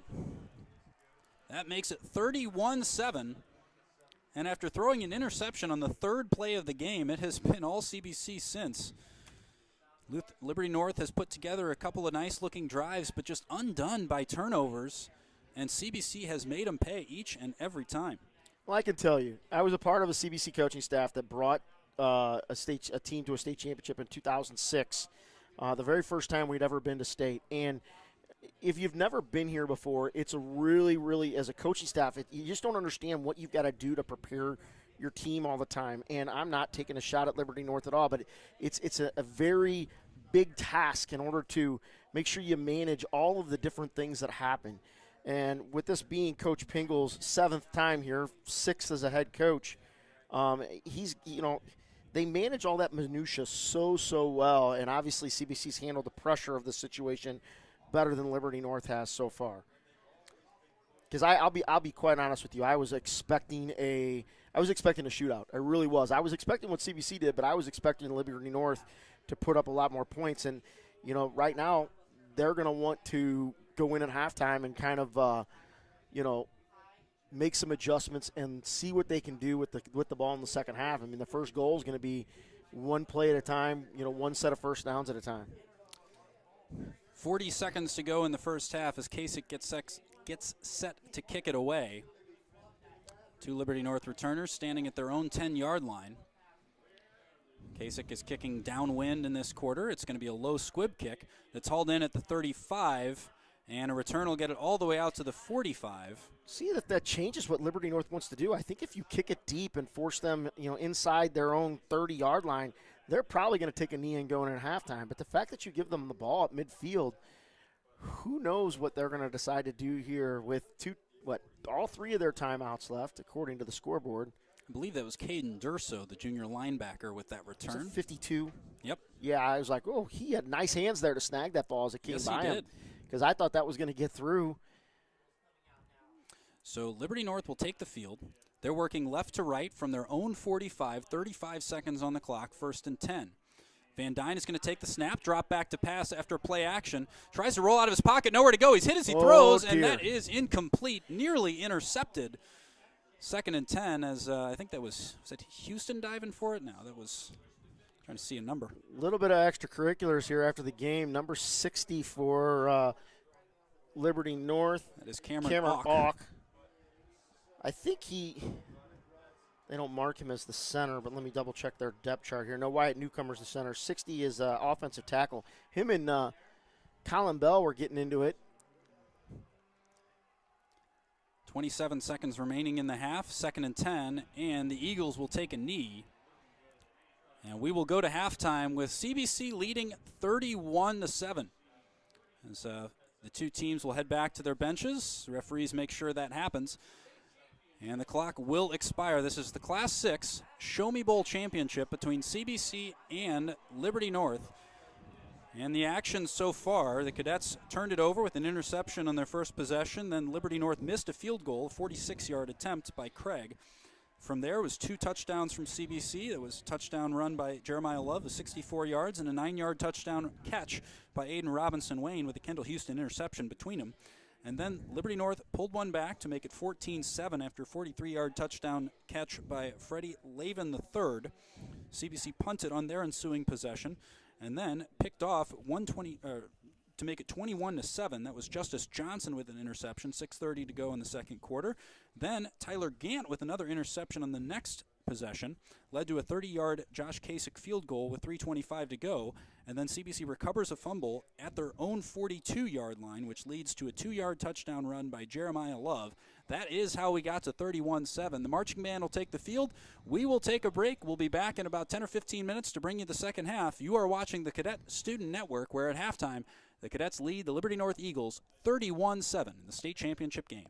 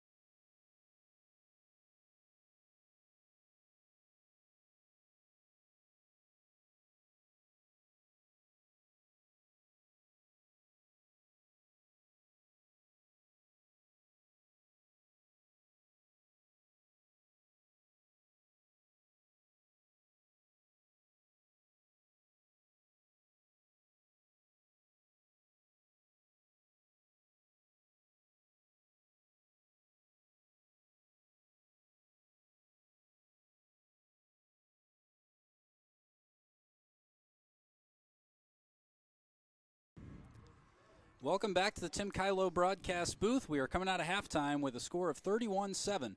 Your CBC Cadets in the lead in the Class 6 Show Me Bowl championship game.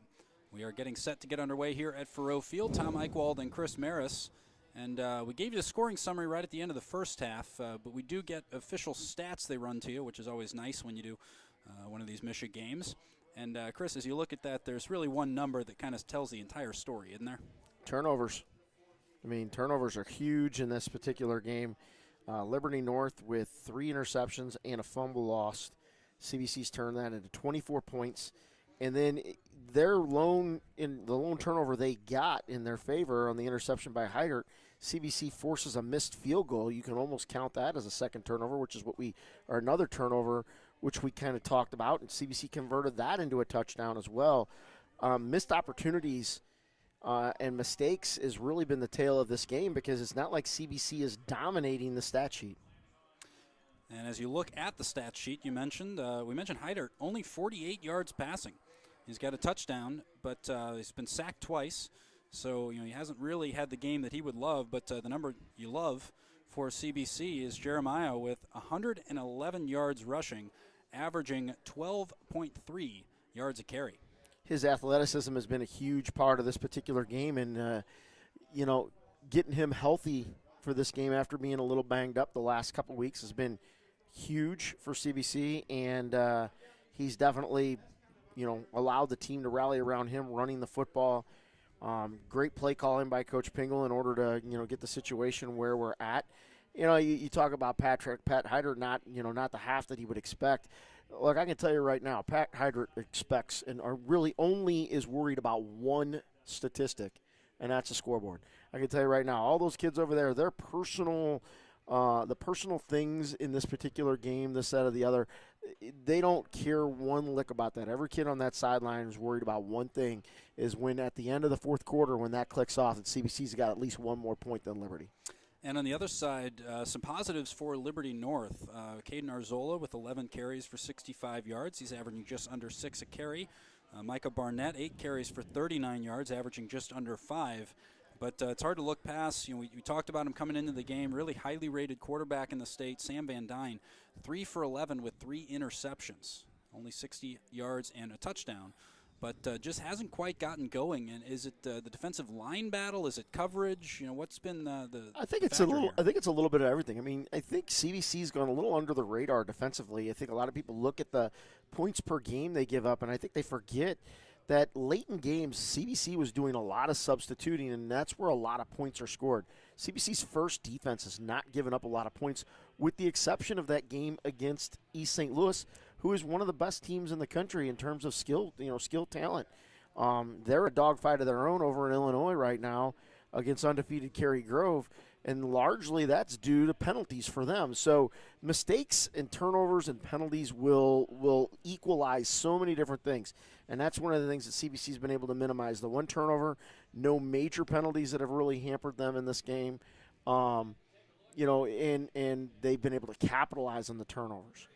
On the defensive side, Lucas McAllister, Kyan Franklin lead the way with 5 tackles apiece for CBC, followed by Gant with 4. He does have an interception to go along with that, though, and Kendall Houston with 3 tackles and an interception, 1 sack as well. And then for Liberty North, 5 tackles for Laster Jr., 4 for Sosuadu, 4 for Pamani, and 3 for Seegers. Should say Laster Jr. with 2 tackles for loss. So, as you go through here, CBC is going to kick off to Liberty North to start this second half. And, both teams can really make a statement right here. Liberty North could come out and drive the ball down and score and make CBC know that this is not over. And CBC could get a stop, turn around and score, and pretty much put themselves in a position to where Liberty North's going to have to put the ball in the air. And that's been disastrous so far for Liberty North in this particular game. And so for Liberty North, it is an uphill climb, but for CBC, just kind of that lead just on the borderline of comfortable versus uncomfortable. We were talking about, before we went on, you always kind of chat a little bit about the game off air and just kind of make sure everybody's impressions are the same. And, one of the things that you think about from a coaching standpoint, from a mentality standpoint, if you're in a one-score game, obviously you come out razor sharp. If you're up by 8 touchdowns, I think it's totally different situations. You might be maybe starting a few different players, but you're right on the borderline where 1 or 2 scores, this thing could go a couple of different ways. What's it like as a coach bringing your team out with a lead that's kind of right on that edge? You've just got to emphasize to them, we've got to be sharper. I think if you're Coach Pingle, one of the things you say is like, look, the defense has put us in this particular position. We've got to do our part. We've got to step up and do our part, and we've got to be sharper. We've got to be sharper on the offensive line. We've got to be sharper at receiver. We've got to be sharper at the running back position other than Jeremiah Love. And, they need to grind some things out and make something happen when they get the ball back here. We are set to go. CBC ready to kick off. White pants, purple jerseys, white helmets. They're kicking left to right into the shady part of the field. And over there are the Liberty North Eagles, trailing 31-7, looking to get something going. This kick will be fielded at the 24-yard line, and the returner is going to be tackled at the 35. That's a return of about 10 yards for number 23, Tanner Sims. Gavin Conley came down on that right side as the force guy tripped Sims up. Sims stumbled a little bit and fell after he got past Conley, but Conley did just enough, and Liberty North starts inside their own 45-yard line. 35-yard line, my bad. And we don't have a whole lot of time between plays, especially because it is audio only. We thank you for listening to us. But next stoppage we get, Chris, we'll get your thoughts on Liberty North's maybe halftime talk. What might have happened in there is Arzola gets the handoff around the right.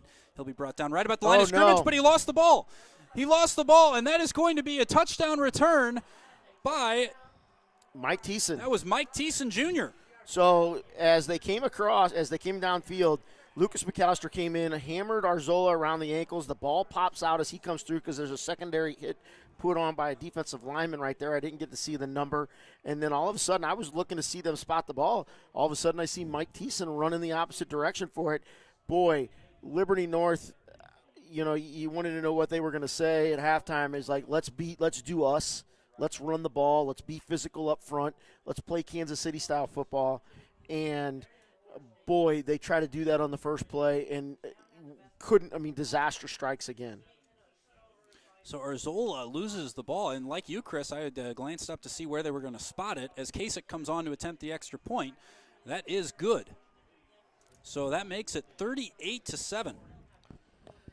CBC's kickoff team's going to come back on. I'm stunned. I mean, I really am. And any momentum that Liberty North thought they could get at halftime just got annihilated right there. And one of the things I noticed about Liberty North sideline you can't see is they have a piece of turf or a mat that they set down with 11 dots on it. So when they're getting ready to run a special team, they get all 11 guys in that one place on that mat so they know that they have all their bodies and run them on the field. An interesting idea. They got cones all around it so that the wrong people don't end up in there. And so often you see teams, and I just noticed this as kind of a side note, so often you see teams struggle to get their special teams on and off the field and having the right people. Interesting idea there in terms of making sure you've got the right personnel. So CBC will come on to kick off. If you're a little late coming back from halftime, you missed a touchdown fumble return for a touchdown by Mike Thiessen on Liberty North's first play of the half. So that is how it got to 38-7. I want to thank you for listening to us. This is the Cadet Student Network. We are unable to bring you video of the game. That is being provided on a pay-per-view basis by Misha.tv. But we're glad you're listening to us. And fair catch call in the ensuing kickoff. Liberty North will take over at the 30 and flags come in. Well, he's going to get a penalty. You got a lineman going back there for a fair catch, and he used two hands to signal the fair catch, which is an illegal fair catch signal. And so they're going to end up getting backed up. And when 52 is signaling for a fair catch on a kickoff, he's doing what he can on that to make sure that everybody gets away from him. That's a bad break for Liberty North there, and it's almost like things official. You don't want to throw that in that particular situation, but you have to because it's so blatant. He's going over there asking the linebacking coaches why they didn't go over that with him. Well, I'll be honest with you, though. In the scouting report, that would have been something, though, all those guys I would have worked with because CBC does a lot of that manipulative kicking to different spots on the field, trying to get that ball to drop, trying to force fair catches, trying to, minimize the amount of returns. 11:43 to go in the third quarter. This is a handoff to Arzola. He's going to get to about the 29, and he's going to be hauled into the backfield. Kyan Franklin, Jacob Tatum in on that. That is an awfully hard-earned 3 yards. Bring up 2nd and 7. So that is going to be a 2nd and 7, 11:20 and counting. So, folks, we've got 3 broadcasts going up here on the radio side up here with us. So if you get some background noise, we do apologize. Got a couple of messages about that, but we do have other groups doing radio here too. And you don't get the crowd noise up here in the glassed-in press boxes. Van Dyne takes the snap on 2nd and 8. Rolling to his right, fires downfield. That's incomplete. Ooh. So such a tough throw to make. He is a left-handed quarterback moving to his right, throwing right down Broadway. And Kyan Franklin coming in on a blitz on that, and he got hammered in the back of his hip right there. I was surprised it wasn't a penalty on that. Brings up 3rd down. He had a little word with the white hat right there, but that very easily, I think in a closer game, very easily ends up being a block in the back. CBC coaching staff and players getting the fans fired up on this near sideline as Liberty North, 3rd and 8. Van Dyne is going to drop back to pass, and that is going to be incomplete. And I think that is Tate McGuire saying he was hit a little bit early. It was certainly awfully close on the contact, but the flags stay in the pocket. That was bang, bang, and a lot of that's going to depend on where Justice Johnson's eyes are. If his eyes are headed for the ball, and the officials can tell that, then they're going to keep that way. Well, and you could see he was making a move on the ball there because his eyes lit up when that one was thrown. He had a good beat on it. That brings on the punt team. Punter is Tate McGuire. He's standing at his own 15-yard line, getting ready to punt from our right to our left. And it comes off the toe. It's going to be a low bouncer. Sometimes those bounce forward, though, and it does slightly. This will be down by Liberty North at the 34-yard line, and we're going to get a flag. Justice Johnson tried to make a move on that ball because once Liberty North touched it, if that touched a Liberty North foot, Justice Johnson is entitled to pick that up and run with it. At no penalty. At no penalty. He can't lose the ball. CBC's going to get the ball no matter what. The thing is he runs in there. Liberty North. Here's the thing. If you're Liberty North, you're trying to let time run off the clock, but you already touched it. Justice isn't going to run in there until you put a hand on it, and the kid threw an elbow or kind of turned on him and shoved him away as he went out there, and Justice kind of spilled out to the side. It was completely unnecessary. Pick the ball up if you're Liberty North right there. Pick it up right there, make sure, and another mistake there, mental mistake by Liberty North. That's 15 yards out of nothing by Justice Johnson. But we talked about this, and we see this with Justin in basketball.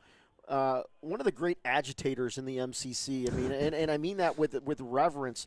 One of those guys that can really get in underneath another team's skin, another coach's. He just really kind of he does little things to really kind of get another team off their game. None of it's like explicitly illegal or anything like that, but just enough to cause trouble.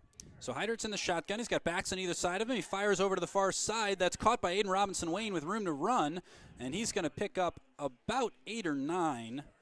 Good first down pickup as that brings up 2nd and short. The Cadets are going to be at the Liberty North 42.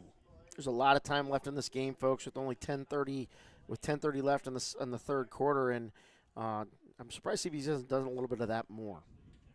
Again, 2 backs in the backfield. As Heidert takes the snap, we get flags coming in from the far side. As all the hallmarks of a false start. Yep. Cadets will back up.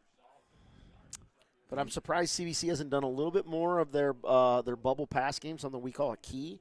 That RPO action that they get. They threw it to Conley on the first play of the game where he dropped it, and they haven't really come back to it since. And it seems to me, based on Reed, is kind of there, but they're playing this guy in no man's land in the safety spot. It'll be 2nd and about 6.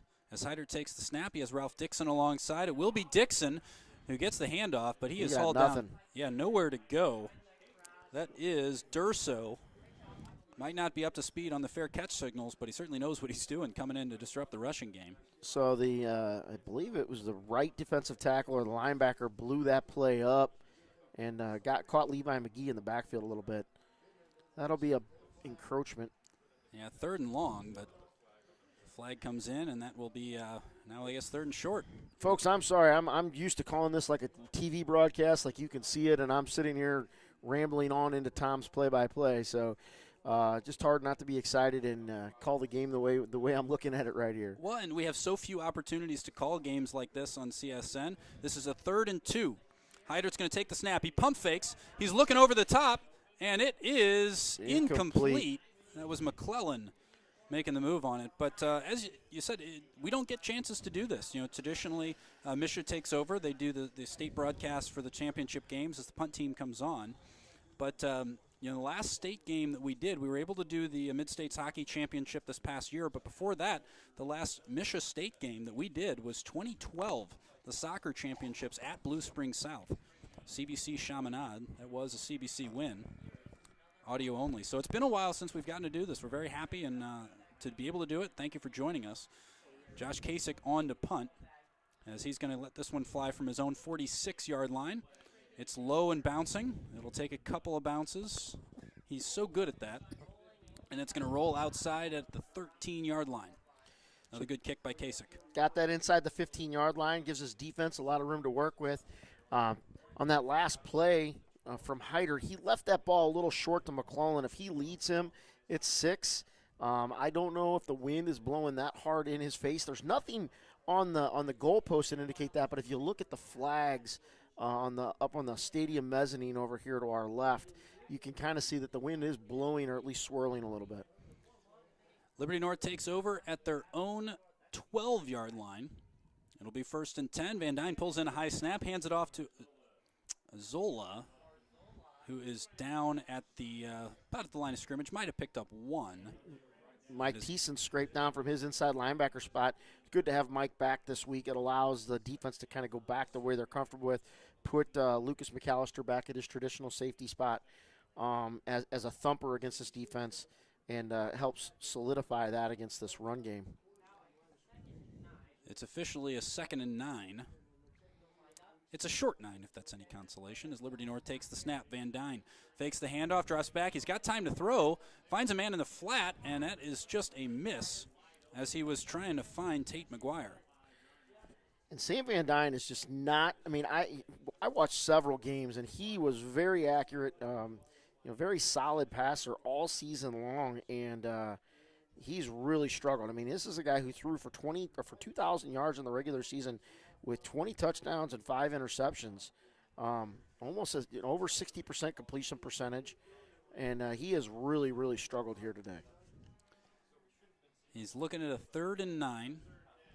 The ball is at his own 13-yard line, as he has Barnett alongside in the backfield. He's going to roll to his left, tucks it and runs. Good vision, and Van Dyne is going to pick up the 1st down. He's going to get all the way out to the 32 before he is chased out of bounds. Good gain by Van Dyne. That's a big run for him right there as he rolled to his left, and CBC pushed the pocket that direction, gave a little bit of a seam as they kind of cut him off on the backside, and he ran up through there and got good yardage there to get a 1st down. Not something that's in his typical repertoire. Play call is going to come in on a 1st and 10. He got it all the way out to their 33-yard line. They're on the far hash, working from our right to our left with 8:39 to go in this 3rd quarter. Need good things to happen here if you're Liberty North. That's fired into the flat on the near side. He's got a 1st down, still going. He'll get inside the 50 as that is caught by number 18. That is Justice Braden. And that'll move the chains, his 40th reception of the season. And Kendall Houston tracked him down. Didn't think he was going to get away from everybody, but a nice gain right there for Liberty North. So they'll set quickly. It's 1st and 10 from just inside the CBC 50. It's a handoff to Barnett, who makes contact, bounces out, and he'll get all the way to the 41-yard line, which is going to set up a 2nd and 3. So it looked like he wasn't going to get anything, but kept his feet going right in behind the pile and managed to bounce that to the outside, found a soft spot, and here we go. That's a couple times now. You get those guys with that low center of gravity, they just bounce off that first contact and keep going. He's done it very well today. 8:15 remaining in the third quarter. 2nd and 3, and he will get maybe a yard. Maybe. Right there. Big tackle. Jacob Tatum was right there at the point of attack as they ran to the offensive left side, defensive right. And Tatum stands up, the offensive lineman right there. And, boy, I think he had a cutback lane, and he stayed with it and did not get the first down. Franklin over there assisting with the tackle as well. So this is going to be a 3rd and short. The ball is at the CBC 40. They need to get to the 38. Play call is coming in. They're in the near hash going right to left. Liberty North trailing 38-7 with 7.5 to go in the third quarter. They're going to hand it off underneath. This is Azorla. He's through the first level. He's through the second level. He's going to be brought down, potentially touchdown saving tackle. That is Jeffrey Morgan with the tackle inside the 25. So Jeffrey Morgan and Justice Johnson come over to finish him off. And, boy, he squirted through there and got through that first level as CBC sent a run blitz in there and got a first down. So that sets up a 1st and 10. The ball's at the 21. Liberty North moving the ball well from right to left. CBC's defensive line shifts as the handoff goes to the right side. It's Azorla again. Fights through 2 tackles. He'll pick up 6. We'll make it 2nd and short. Not very often you see somebody run through a tackle by Lucas McAllister right there. McAllister had him for about a 2-yard gain. And Azorla kept his feet moving, managed to get upfield, and got about 6 on that. So good run there. Liberty North's got some things moving here offensively. They do. The ball is at the 15-yard line. 2nd and 4 officially. It's going to be a handoff. No, fake handoff. Van Dyne keeps it. He's looking into the end zone, and that is going to be incomplete, but we get a flag in against Lucas McAllister. Lucas is looking. He had his hand on his back as he was going through there. Lucas looked for the ball late. But that's going to be pass interference. That'll be half the distance to the goal. That should give them a first down. Yeah, the intended receiver there was Freddie Lavin Jr. Correction, Freddie Lavin III. There's some discussion up here in the press box about how the name should be pronounced. We think it's Lavin, so that's what we're going with. CBC faithful booing that call down here, didn't like it, and great crowd here from both sets of fans to watch this game as CBC student section is built out and pretty close to that of what Liberty North's got. 1st and goal from the 7. Van Dyne fakes the one handoff, hands it off inside to Azorla, and Azorla is going to fight all the way through to the end zone. Touchdown. What a run. I'm sorry, Tom, to kind of chime in there. What a physical run by Azorla there to get Liberty in the end zone. You know, you got that young man there. He is not ready for his season to end the way that it has gone here. And he's a senior, 5'11", 205, and he ran like he was 245 right there, folks. That is an 8-yard touchdown run by Caden Arzola. And now Craig on to attempt the extra point. It's up, plenty of leg on it as it hits that M. It's good. So here's the deal with 38-14 as we go, as CBC's got a 24-point lead. CBC needs to get some things going offensively. You know, they've got control of this game, but there's still 6 minutes left to go in this particular quarter, and then the whole fourth quarter to go. And while Liberty North ate a lot of clock in order to do what they did, you still have half this quarter left. If they can find a way to hold CBC and get another touchdown in this quarter, then you've got the fourth quarter with a much closer game and a much more precarious situation as you come down to the end. 6:22 to go in the third quarter, 38-14. We started the second half 31-7 Cadet lead. And CBC recovered a fumble, returned it for a touchdown. That was Mike Thiessen on the first play of the third quarter. That made it 38-7. And then 38-14 after an 8-yard touchdown run by Caden Azorla of Liberty North. And that is how we got to 38-14. You are listening to the Cadet Student Network. I got to stop saying watching because we are providing you audio only, but we do thank you for tuning in. I want to say thanks to the folks at Mercy Sports Medicine for continuing to take great care of our student athletes in addition to helping us bring you games like this. They're a top-tier Catholic health system nationally, and they offer the highest quality health care for students and their families. We certainly know that firsthand as our athletic trainer, Christian Jeans, takes such great care of our students. You can learn more at www.mercy.net. Tom Eichwald and Chris Maris. This is the Class 6 state championship game. A little squib onside kick. Jeremiah McClellan is going to pull that in. CBC will down it at their own 38. So decent field position here for CBC. They didn't get pinned deep on this one. I thought there might be an opportunity for an onside kick, or at least something that if we messed up, an opportunity for them to field it. And, as the wind died here in the stadium, be interesting to see what CBC does here. Heidert's going to be in the shotgun. They're in the near hash going left to right. He's got Jeremiah Love to his right in the shotgun. It will be a handoff to Love, who goes opposite side, tries to run around the left tackle, and he's forced into the backfield by about 3 Eagles. I'll call it a loss of 2.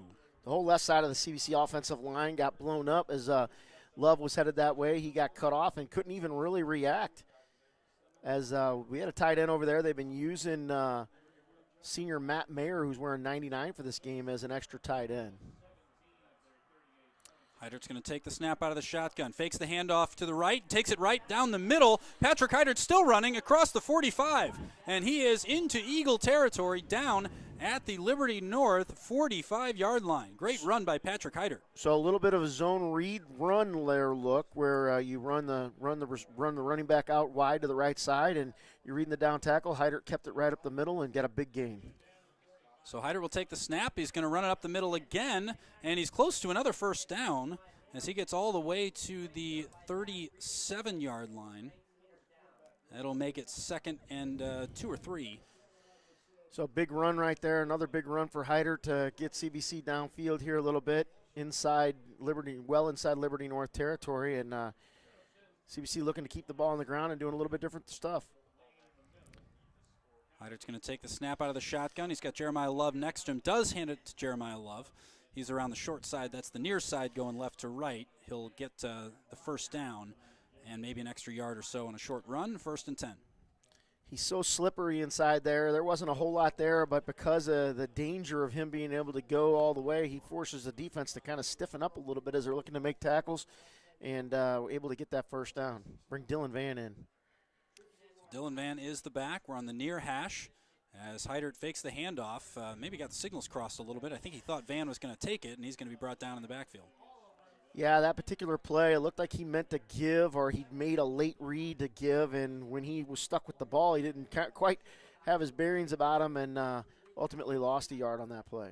He's pretty composed with the football, is Patrick Heidert, and you can tell something went wrong by his reaction there. Either way, it's going to be 2nd and 11.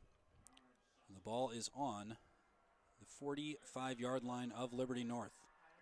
Heidert's dropping back in the shotgun. He's going to fire to the near side, and that is incomplete. Little low to Dakota. Drop the ball there. That'll bring up a 3rd down here for CBC, and big down right there. Big down right here in terms of the complexity of this game, as Liberty North is feeling a lot better about themselves.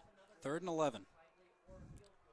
Heidert's in the backfield. He's got Van to his left, 3 wide receivers to his left, 1 on the near side to the right. They're on the near hash mark, going left to right from our point of view, working back into the shady part of the stadium. The clock is at 4:23 to go. Heidert's going to take this snap. He's going to run to his left, cuts back inside the tackle, and he's going to get awfully close. He's got it. First down, Patrick Heidert. So Patrick Heidert been huge on this drive. Has almost all of the positive rushing yards, with the exception of the run by Jeremiah Love for 2 yards, and CBC's got a new set of downs. He got all the way to the 23, where Heidert will take the snap on 1st and 10. Hands off to Dylan Van, who's through the first level, and he's into the secondary. He's going to get all the way down to the 6. Another first down, 1st and goal from the 6 coming for CBC with 3:57 remaining in the 3rd quarter. So Mayer comes back in the game along with Jackson Cole and a 2 tight end look here. This is a little bit of a new look that CBC started running last week late in the game. Was key to winning. So 1st and goal from the 6. Heidert's going to take. He hands it off to Van, who's hit by 2 Eagles, but he gets all the way down to the 2.5-yard line, we'll say. I think CBC's content to run the ball, run the clock in this particular situation. Try not to make any mistakes with penalties and stuff. I think you're going to see Heidert keep it right here. He does. He takes the snap, keeps it, tries to go just inside the left guard, and he'll be stopped for no gain. that right side, that the offensive left, defensive right of the line has been giving CBC a little bit of troubles, and that's where CBC has some of their better offensive linemen in Bryce and Levi McGee.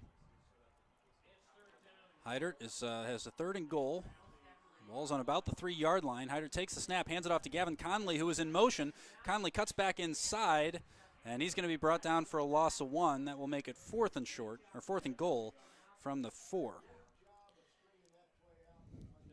Nice stop. Looking at the points, I'm not sure a field goal does much here, but they're going to go for it and try to take the points right here. Would make it a palindrome on the scoreboard, which I'm sure would please some. It would be 41-14 if he completes this. Tom. I'm sure that's what Coach Pingle's thinking at the moment. Yeah, that's exactly what's going through his mind. That's where our heads need to be here.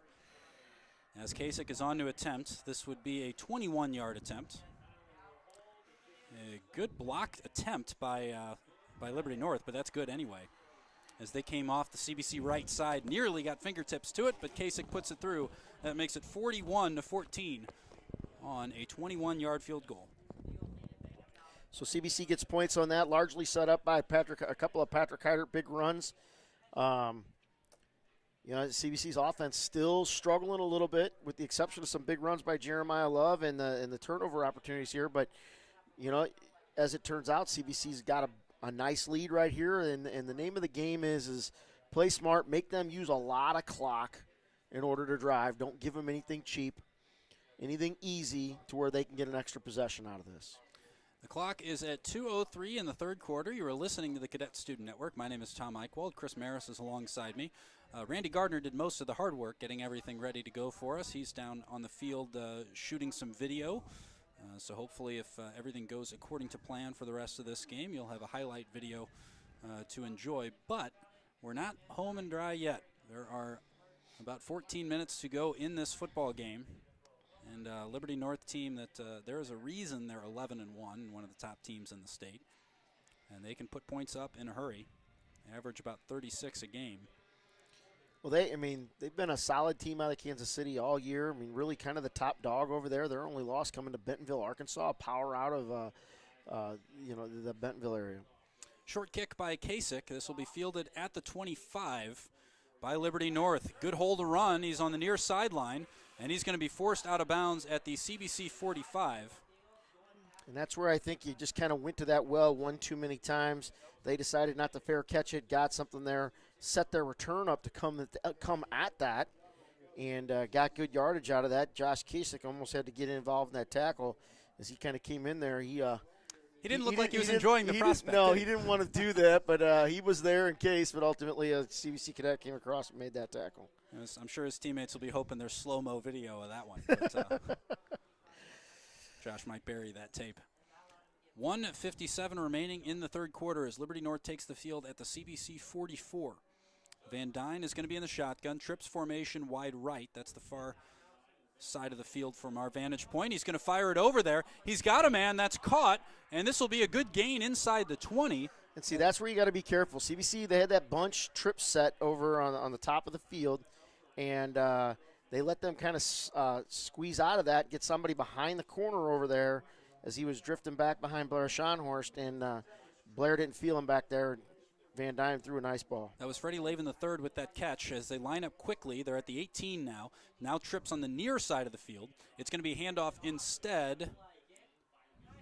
Couldn't tell who the back was. That's Arzola, I believe. It is, once he emerges from the pack.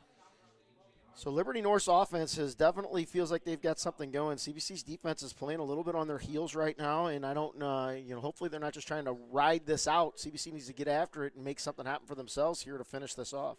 I should say Liberty North's offense has moved the ball well at times. It's just been untimely turnovers that have kind of been their undoing today. But the offensive potency has certainly been there. This is a 2nd and 3 from just outside the CBC 10. It'll be another first down. That'll be 1st and goal for the Eagles as they continue to move it well. So if you're Coach Pingle and Coach Dimovich, you got to be a little concerned here. I mean, you got an opportunity to get a stop here, force a field goal attempt, anything but a touchdown, but make them eat up as much clock as they can and doing what they're doing is they run a lot of clock right here. It'll be a first and goal from the 7, inside of a minute to go in the third quarter.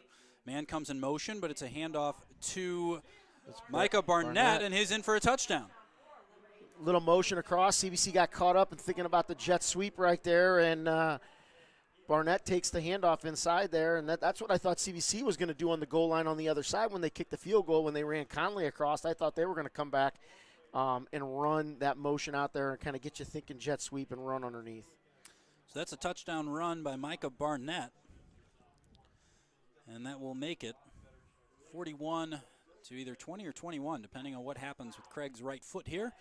It hits the ball, sends it up, and straight through the uprights. That makes it 41-21 and a 20-point game. So this one not over by any stretch of the imagination, especially as Liberty North starts to gain some momentum. Liberty North's offense has definitely got it cranked up. They've kind of got their feet underneath them after that fumble to start the half. And really, if they didn't give up that touchdown right here, we'd be looking at a very different game as it is right now. I mean, you still have the whole fourth quarter to go. There's been a lot of possessions for each team in this game with the way it's gone. Teams moving up and down the field, and CBC really needs to get a drive going right here, eat some clock going into the fourth quarter, and kind of put this one away. So that touchdown happens with 46 seconds remaining in the third quarter, as Liberty North will kick it away to CBC. Gives us a chance to tell you all about Chick-fil-A. We are proud to have them as the official chicken sandwich of the Cadet Student Network. Those delicious Chick-fil-A sandwiches are available in CBC's concession stand. So go grab a sandwich next time you join us for a game, and be sure to visit our favorite Chick-fil-A location on Manchester Road, just east of Ballas. Chick-fil-A is CSN's favorite pregame meal, and it should be your pregame meal too. Thank you, Chick-fil-A. And of course, presenting sponsor Tim Kylo, we're so grateful to bring the Tim Kylo broadcast booth here to Columbia, Missouri at Faurot Field to bring you the Class 6 championship game for 2021. The Cadets lead 41-21 with 46 to go in the third quarter. That's a short kick from Liberty North, and it will be fielded by McClellan, who's that's Love. That's Jeremiah Love, correction number 4. He caught it and didn't know what he wanted to do with it at first. He almost tried to take a knee.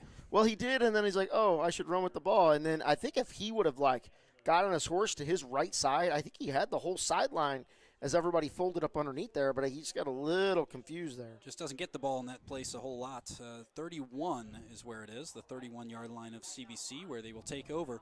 It's 1st and 10 as the Cadets in the white pants, white helmets, and purple jerseys come back out on the field. They're working left to right, and they're on the far hash mark. 39 seconds to go. Heidert's going to take the snap. He's got a blocker ahead of him. He's going to run. He's just inside the right tackle, and he's going to pick up about 7. As Heidert is taking the game upon his legs.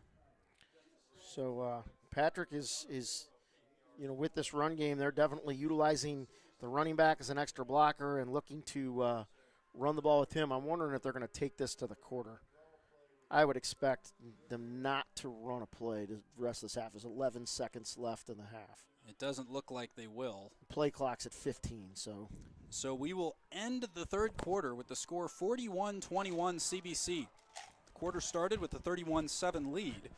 And on the very first play after the kickoff, Liberty North fumbled the ball. It was returned for a touchdown by Mike Thiessen. And then after that, it was a Liberty North 8-yard touchdown run by Arzola to make it 38-14. A 21-yard field goal by Josh Kasich made it 41-14. And then a 7-yard touchdown run by Micah Barnett with 46 seconds to go made it 41-21, which is where we stand entering the fourth quarter of a state championship game. And I think keys for CBC is just keep the foot on the gas pedal. The minute you let up is when these games can turn on you real quickly, especially as Liberty North is starting to feel it a little bit. Well, and I think CBC's defense was expecting Liberty North to, kind of let up a little bit, considering they were down 38-7, and if anything, they've doubled down. And Arzola has been outstanding. Van Dyne has looked really good in the second half, and save that one turnover at the beginning of the half, they've done well. First play of the fourth quarter is a second and short from the CBC 38, and Heidert is going to get himself another first down running the ball. Oh, my gosh.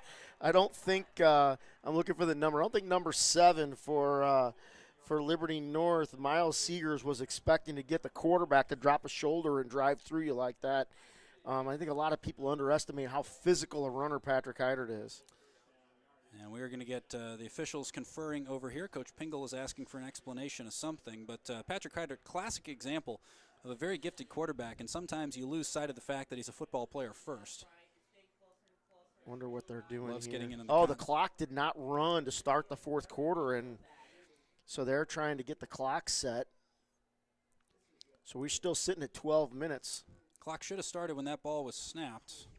And at this point, if you're CBC, you need that clock to run. It definitely went more than 1 second there, folks. Whenever they figure out the timing, CBC will have 1st and 10 at their own 48. And the white hat telling us exactly what should be on the board. 11 minutes, 40 seconds. That sounds about right. So 20 seconds expired there. 11:40 remaining in this game. It's a 20-point deficit. Now it's running, too, to go along with that. So 11:40 and the clock runs. This is what CBC wants. They want that clock rolling. After all that, Heidert will call the shots. He's got one back to his left, three wide receivers out right. But he's going to hand it off to Jeremiah Love, who rounds the corner on the right side, tries to get into a sprint, but is able to get first down and is out of bounds at the 42. So I think one of the things the coaches will talk to Love about if they get him back over to the sideline is stay in bounds. Cut up field and stay in bounds. The clock was going to stop with the first down, but as soon as the ball set, it would have ran. So 1st and 10. Heidert takes it, pump fakes. He's going to run around the left, and he's going to be brought down right about at the line of scrimmage. Number 10 made a heck of a play right there. Yes. Trey Snyder made a heck of a play to get Heidert from behind, because otherwise he had a blocker in front of him and had some green grass to go along with our turf, I guess. I'm sorry. Could have gotten a big play right there. Nonetheless, no gain. 2nd and 10. CBC has the ball at the Liberty North 43. 10:51 to go in this ball game. Heidert drops back. He's got time to throw. He's looking over the top, and that is through the hands of Dakota Mayo, as good coverage, you have to say, by number 15, Brandon Miller, the safety. Got up there and might have just unsighted Dakota Mayo enough. Interesting thought right there, taking a shot downfield, and that's not been something the CBC's been very successful at in this particular game. The deep ball has been something they've really struggled with, uncharacteristically. I mean, CBC's been very good throwing the ball deep this season. This brings up 3rd and 10. CBC at the Liberty North 47. Heidert drops back. He throws to the far side. He's got Jeremiah Love in the open field. Jukes tries to make the first guy miss. He's going to get in bounds. I out do not of bounds. understand. Now, they keep the clock running, but I don't understand why Jeremiah's running for the sideline. I don't know if somebody needs to let him know, hey, we're trying to eat clock here, not save it. That is going to make it a 4th and they say 6. It looks a little bit longer than a 6 as the punt team will come on. Kasich will be standing just inside his own territory, and he is so good at getting this ball down into the corner. He's aiming for the 5-yard line down there. And I would expect Liberty North in this situation might go for a block. They almost got to him on the 21-yard field goal in the 3rd quarter. You got 3 blockers ahead of Kasich, so I think they're anticipating it. Pressure comes right up the middle, and their punt is tipped. They tipped it, but it ends up working out fine for CBC. Oh. I mean, this ball is going to roll inside the 2. You tip the ball, and you still have it down inside your own 2. Great job by Kasich to get that one away despite the pressure. CBC's Coach Wayner's probably going to want to talk to that punt unit. They might need them again this game, as there's, about 9.5 minutes left in this game, and pinned them deep, going to force Liberty North to go 98 yards to score to stay in this game. What a great kick that is by Kasich. He deserves a lot of credit for, CBC doesn't punt a whole lot, but when they do, he is such a weapon in the field position game and has been all season, especially throughout this playoff run. There's a handoff from the 2. Azorla just barely gets out of the end zone. That's RJ a loss White, of 1. RJ White sneaked around the center right there from his nose position and got a hold of Arzola and actually had the ball as he pulled Arzola down. And in that particular situation, if you're Arzola, you just got to go down and they lose yards. Liberty North is inside their own 1-yard line, going left to right. All white uniforms, dark navy blue helmet. On 2nd and 11. Shotgun snap is into the end zone. As I think that might have been Azorla got the handoff again. This time he picks up 2 yards. So that'll bring up 3rd and 9 maybe. It's a legit 10, judging by the far side judge right there. Yeah, he didn't move a whole lot. He kind of, well, now he's still wandering a little bit. The box hasn't moved, so that's official. So this is a 3rd and 10 from their own 2-yard line. Liberty North absolutely have to make something happen here. Van Dyne steps up and throws it to an empty patch of turf. Looks like signals got crossed there, and that will be a 4th down scenario. He had a post route on the inside, and he threw it to the outside like he might have been think he was supposed to be running a corner. It's where the ball went. I don't know if they're running read patterns where the receiver's breaking based on the way that him and the quarterback are supposed to be identifying the receivers.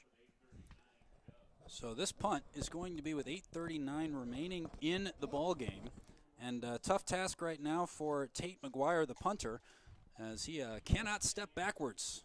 He's standing about a foot in front of the back of the end zone. Of course, you step out, it's a safety. He's going to take the snap, does well to step forward, and gets a good one away. Justice Johnson is going to watch that bounce in front of him at the 45, and this will be downed less eventfully at the 49-yard line of Liberty North.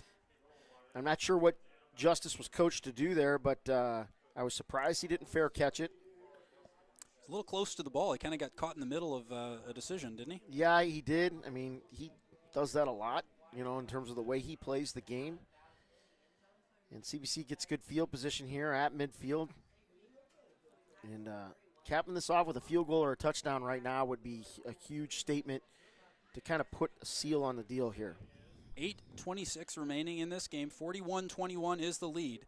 And Patrick Heidert takes the snap on 1st and 10 just inside the Liberty North 49-yard line. And that's going to be a gain of about 5. Good quick run by, is it Dylan Van in there? Yeah, number 21, Dylan Van, got a good push from the inside of the line right there. Stayed downhill and keeps that clock rolling. Clock will be, CBC can get it all the way down to about 7:40 if they want to here, and I would think they'll use every bit of every clock they get. And they're taking their time getting that play in. Don't want to throw yourself out of a rhythm. Once you have the play in, you go with the rhythm, but no rush to get it in. This is going to be a handoff to Van. Counters back inside, and he'll be brought down after a gain of about 3, close to a 1st down, but I think short. They're going to call him short, even though he kind of wriggled back out of that. They had his momentum stopped as he folded back forward, but they call him down right inside the Liberty North 40-yard line, which means this is going to be a 2nd and less than a yard. Looks like 2nd and about a 1.5 feet from here.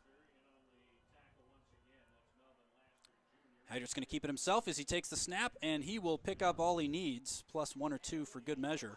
And that'll move the chains. The Cadets will have a 1st and 10 at the Liberty North 36 with 7:16 to go. That last down was actually 3rd down. They were really late changing the chain, the box on the chains. I was like, how did we, because Dylan didn't get a whole lot on that run, and there's no way he was that close to a 1st down. So they changed it really, really late, and we had already identified it as 2nd down.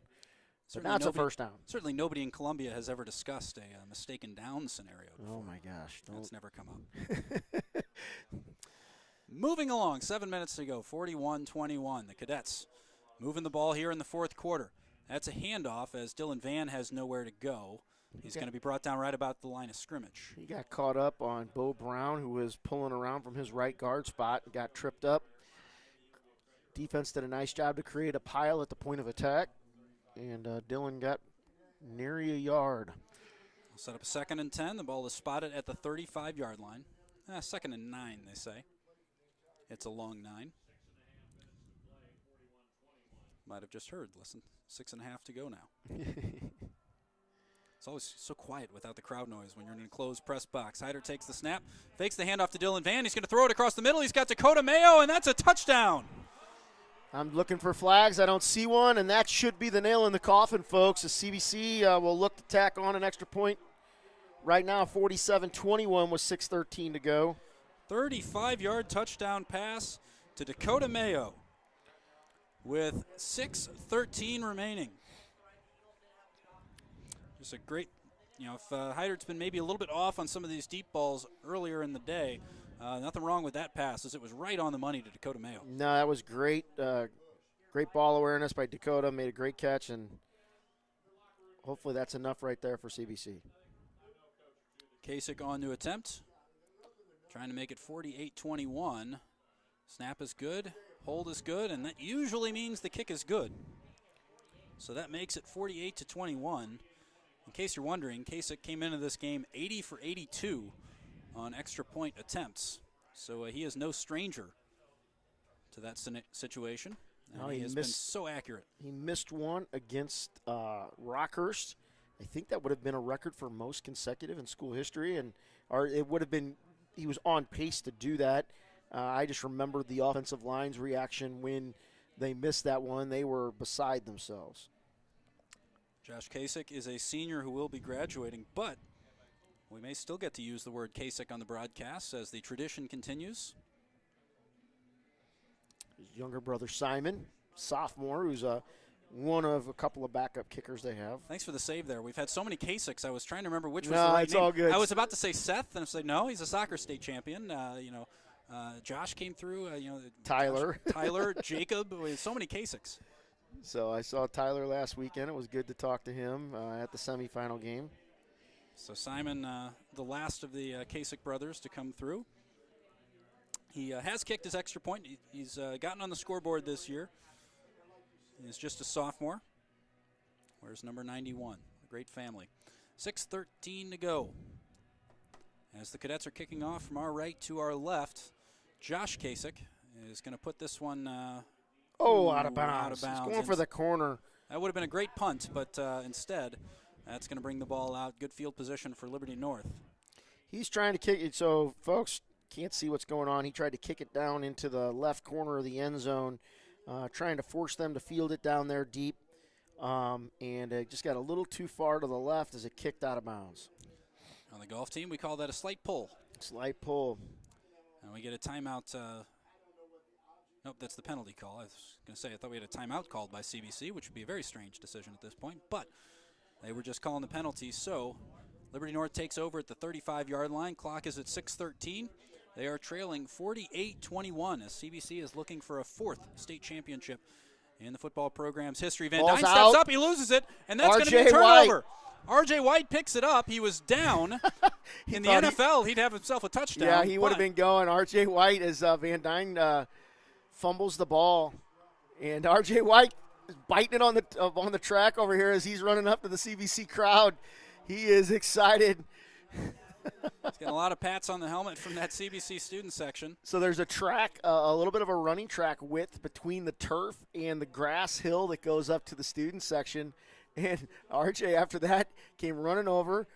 Cleats hit that pavement, and he slid down hard. That's why they wear pads. Well, he's holding his hip, but they're all around him, mobbing him. So R.J. White with the fumble recovery gives CBC a 1st and 10 from the Liberty North 37. That's a gain of about 3 yards on the carry, and this will bring up a 2nd and long situation. The ball carrier that time, Dylan Van. So just under 6 minutes left to go in this quarter as CBC is going to at this particular point, CBC wants to run the ball, get a couple of first downs, and eat this thing and end it. They don't want to throw the ball, but, if they have to, I'm sure they will. Coach Pingle is going to do what he has to get these kids their state championship. Looking down, that fall looked like it hurt a little bit, but you're certainly not going to show it. And the celebration run turns into a slip, so it looks like RJ is okay. 5:25 to go as we get another handoff to Van. He's tripped up as he rounds the corner, but he'll pick up about 3. That'll make it 3rd and short. He got through there, and we've seen that with Dylan. He gets going, and he just catches a toe and hits the turf, and got to think that this is probably 2-down territory for CBC. See what Coach Pingle decides to dial up here on third. And looks like about 4. I thought he was going to get another yard and a half on the way he tripped, but they marked it back at the 26. Yep, 3rd and 4 from the 26. That's what we're seeing on the scoreboard, which is not official, but it's the closest we got. Heidert's going to take this snap, hands it off to Van. Van tries to round the corner. That's an excellent tackle on the outside by Durso. So he got a yard. Bring up 4th and 3. Looking like the CBC offense will stay on the field here. Try to see this one out. The clock's still running at 4:24 to go. And counting. CBC can run off another 20 seconds or so on the play clock. And they do have all 3 timeouts left, so you might also see them run it down and then call the timeout, but it looked like they're going to line up and go for it. This is a 4th and 3. Heidert's going to take the snap, keep it himself around the left side. He's got the first down. He gets all the way to the 15-yard line. Ball is loose, but he was down. So that'll be a 1st and 10 from the Liberty North 15. As some of the Liberty North faithful have started to thin out a little bit, they still have a nice crowd here. Great community support in their team here is with 3:55 left to go and counting in the quarter. Well, and they've had such a great season and just undone by untimely turnovers today. Certainly it's sad to see a season end like that, but a number of returning players, including your star quarterback. So I see no reason why Liberty North, won't be back making a run again next year, as the program looks really, really promising. Just a hard way to see your season end potentially with those turnovers, especially in the first half. This is a handoff to Love, who will get inside the Liberty North 10. That'll set up a, 3rd and 4. Correction, 2nd and 4. 2nd and 4, I think, is the way they've got it. Yep. So 2nd and the scoreboard says 5, but it's not 5. No. The chains are set up on the 15 to the 5, and it's definitely over the 10. But I'd buy 5.5. I wouldn't buy 5. So this is about 6 yards or so to go. As the play call is getting sorted out, 4 seconds to go on the play clock. 2, 1, CBC snaps. It'll be Jeremiah Love, tries to bounce it around the right. It's a foot race to the corner, and he wins on those. There's flags all over the place. Yeah, we have flags being thrown in the direction of... Well, he ran that where it wasn't supposed to go, and sometimes when you're an offensive lineman or blocking and a guy tries to pull off, you just hang on a little too long, and that's the way it goes down there, but still. Yeah, flags thrown in the direction of Josh Gregory. Couldn't exactly see who it was on, but as he rounded that right corner, he's got enough speed. You don't need to hold him there, but sometimes not even your fault. You really can't even see where the ball carrier is all the time. So there's the official call of holding. 2:35 remaining. The Cadets just a few minutes away. That's the first time I've heard the official actually announcing the actual penalty to where we could hear it. He did. He did. So nothing is a given in a state game, but 27-point lead, 2:35 to go. You'd certainly have taken this situation, and its score here virtually assures the victory. Virtually. Got to cover my bases here. Heidert has Love alongside him in the shotgun. This ball is going to be snapped from the 19-yard line of Liberty North. Heidert fakes the handoff, keeps it himself. He's going to get close to the original line of scrimmage. That'll bring up a 3rd, and I guess he's 2 yards short of it, so 3rd and 12. Liberty North player slow getting up down here, number 52. Who's had a heck of a game in his linebacker spot. CBC not a team you enjoy playing against as a linebacker. You got so many running threats, so many big bodies coming through. They can just bruise you inside all night. And folks, this entire CBC offensive line returns for next year. Sophomores and juniors all the way up and down. Clock below 2 minutes on a 3rd and 12. It's a flip to Jeremiah Love on the near side, and he tries to get around the corner. He's closed down well after really no gain. He should have probably kept to the perimeter on that and just gotten what he could get, but he tried to cut back. I think he might have been able to weave his way back through there. I don't think he was going to get a first down, but, He must have heard you telling him to stay away from the sideline earlier. CBC is 4th and 13 is going to go for it here, not go for the field goal. The offense stays out there. Last time I said they could run it down, call a timeout, and go for the points, but they didn't do it last time. Looking like they're not going to do it this time either. Play clock below 10. Heidert's going to take this. This is a 4th and 12. He hands it off underneath to Dylan Van, who gets all the way inside the 10. It's not going to be a first down, so it will be a turnover on downs. But Liberty North taking over with just a minute 2 to go. They do have all 3 timeouts, but a minute 2, you're trailing by 27. Looking like you may have to wait a little bit longer for that first state championship in school history, as CBC's fans going electric, starting to realize what's happening in front of them. The players going absolutely nuts on the sideline. A lot of hugs down there. And a great response from the CBC crowd, who has stuck around. They want to watch the celebrations. 1:02 to go as Liberty North will take over from their 10-yard line. 1st and 10. Van Dyne is in the shotgun. He's got 2 wide receivers out on the left side. He's going to hand it off to Azorla. Azorla bounces through a couple tackles. He's going to pick up 8 or 9. We'll bring up 2nd and short. The clock continues to run. No timeout taken. Sorry, folks. Proud dad moment. I know there's only 50 seconds left in this game, but other than a couple of punt returns, my boy Baker's got on the field here, and he's been on pins and needles all through Thanksgiving on this game. 35 seconds to go. 2nd and very short. Van Dyne drops back. He's going to throw long across the middle, and that is incomplete, as Schonhorst made a play on it, but it's through the hands of, was it Lavin Jr., or Lavin the third, I believe.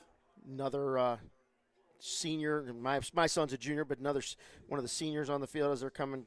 A little bit of substitutions. JT Gertis, 4-year letterman in the program, gets on the field here with a 3rd and short. Potentially the last play of the game. 29 seconds on the game clock. Snap is a handoff to Azorla. It'll be a run up the middle. He'll get through a few. He's going to get across the 30. He'll get to the 35 and the 40 before he's brought down. So a nice first down pickup. Clock is at 19. It'll move as soon as the box is set. Well, maybe one more play. And you know, kudos to Coach Jones for Liberty North understanding the situation and not calling timeouts and prolonging the game. 12 seconds to go in this game as Van Dyne drops back for one more pass. He's going to let fly. He's got a man that is incomplete. It'll hit the ground with 3 seconds remaining, so we will have one more play here. And that will be a 2nd and 10 from their own, where do they spot this? Looks like their own 40. So one more play in the season for Liberty North. CBC Cadets 3 seconds away from their 4th state championship in school history, but Van Dyne takes the snap. It's going to be a handoff to Azorla. The clock expires. Azorla hits the deck. And the CBC Cadets are your 2021 Show Me Bowl Class 6 champions for the 4th time in school history. Congratulations to Coach Pingle, to his staff, to this cadet team, and especially to those seniors on what has been a phenomenal season. 12-1 as they came into this game. They make it 13 and pick up another state championship. As the Gatorade has been spilled, it's going to be an awfully cold, wet ride home for Coach Pingle, but I don't think he'll mind, as he has come away the winner, and CBC by a score of 48-21 bring the title back to De La Salle Drive. Wow, what a season. What a ride. I just can't I can't put it into words right now. Weird game, though. I mean, 48-21, and your offense didn't exactly play stellar. I mean, you had an individual outstanding performance from Jeremiah Love and a couple of timely plays and a lot of turnovers from Liberty North. But both teams bring back a lot for next year and should be in the mix next year again. And we'll see what happens. Final score is 48-21. The Cadets come away the winner. And we'll go through the scoring summary and tell you what happened. We'll await the final stats. We will read those for you. But first, the scoring summary. CBC started the game. It didn't start off as they planned. An interception on just the 3rd play from scrimmage in the game.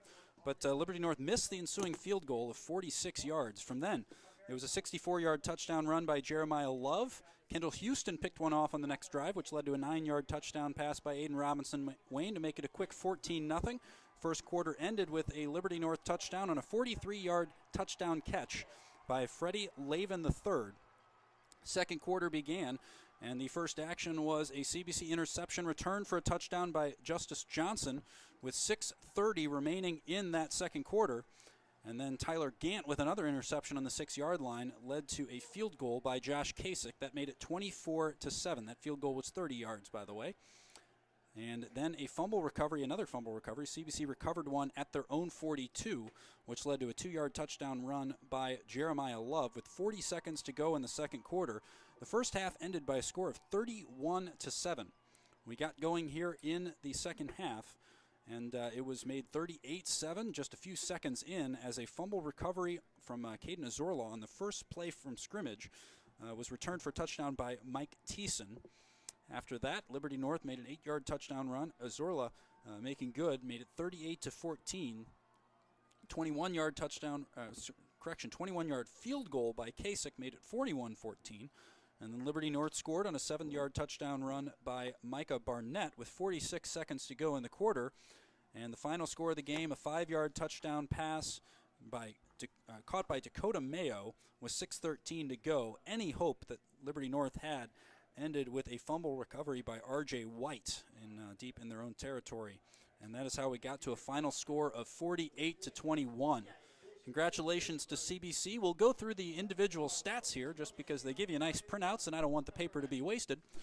So the final score 48-21. CBC with 17 first downs in this game to Liberty North's 15. They really did move the ball well. It was just those turnovers that were absolutely killers. Caden Azorla finishes the game, the leading rusher for Liberty North, 151 yards rushing on 24 attempts. That is an average of 6.2 a carry. And behind him, Micah Barnett with 11 rushes for 54 yards, and Sam Van Dyne with 4 rushes for 19 yards. Not Van Dyne's best day passing, as he finishes 5 for 19 with 3 interceptions, did throw for 105 yards and a touchdown, but was sacked twice. Fred Lavin III, the leading receiver in the game, 3 catches for 76 yards and 1 touchdown. And for CBC, it was Jeremiah Love leading the way on the ground, 14 rushes for 130 yards, averaging 9.1 yards, 9 yards a carry in a state championship game by Jeremiah Love. What a great performance he had. And then next up, Patrick Heidert with the rushing, 16 rushes for 93 yards, so your quarterback averages 5.1 yards a carry as well. Dylan Van carried the ball 14 times for 60 yards, averaging 4 per carry. And Ralph Dixon rounds it out with 4 carries for a total of 9 yards. In the air, Patrick Heidert, 7 for 15, did throw the 1 interception, and not even 100 yards passing, but he'll be the first who won't care about that, as he still comes away close to 200 yards total yards. And then receiving, Aiden Robinson-Wayne, your leading receiver for CBC, 3 catches for 42 yards and a touchdown. And then Dakota Mayo, 2 catches for 43 yards with a touchdown. Josh Kasich had 4 punts, averaging 36.5 yards. 1 kick return apiece for Jeremiah Love and Jeremiah McClellan. Not a whole lot going there. A 7-yard return was the longest. And then Kendall Houston leads the way defensively with 7 tackles. Kyan Franklin with 7 as well. But Houston with the interception to go along with that, along with Tyler Gant and Justice Johnson. And then R.J. White coming up with the fumble recovery. We did not see who came up with the first fumble recovery for CBC in the second quarter, and that's not reflected in the stats. So we can't tell you about that. All we can tell you is that by a score of 48-21, the Cadets pick up the 4th state championship in school history, and they will bring that trophy back to 1850 De La Salle Drive as your 2021 state champions. I want to thank everybody for joining us. It's been a pleasure to have you at Faroe Field. For Chris Maris, who's already down on the field celebrating, as he mentioned, his son is a player on this team. He's been around the coaching staff for a long time, so he's right down there celebrating as he deserves, as CBC has handed the state plaque, and whoever handed it to him is trying to get out of there before he gets mobbed. That is a happy group of young men, and CBC is certainly, the whole community, so proud of their efforts. That's going to do it for us. We want to say one more thanks to Chris Maris and to Randy Gardner for all the work he did to make the broadcast today possible. All we did is push a button and talk into a microphone, so I want to thank Randy for all of his work. I want to thank our sponsors one more time for a great season. That was Tim Kylo, Mercy Sports Medicine, Chick-fil-A, and BSN Sports. I want to say thank you to all of them. Thank you to Misha for hosting us and for the University of Missouri for providing a great perch for us here at Faurot Field. That's going to do it for us. My name is Tom Eichwald. It's been a pleasure, everybody. CBC, your state champions for 2021 by a score of 48-21.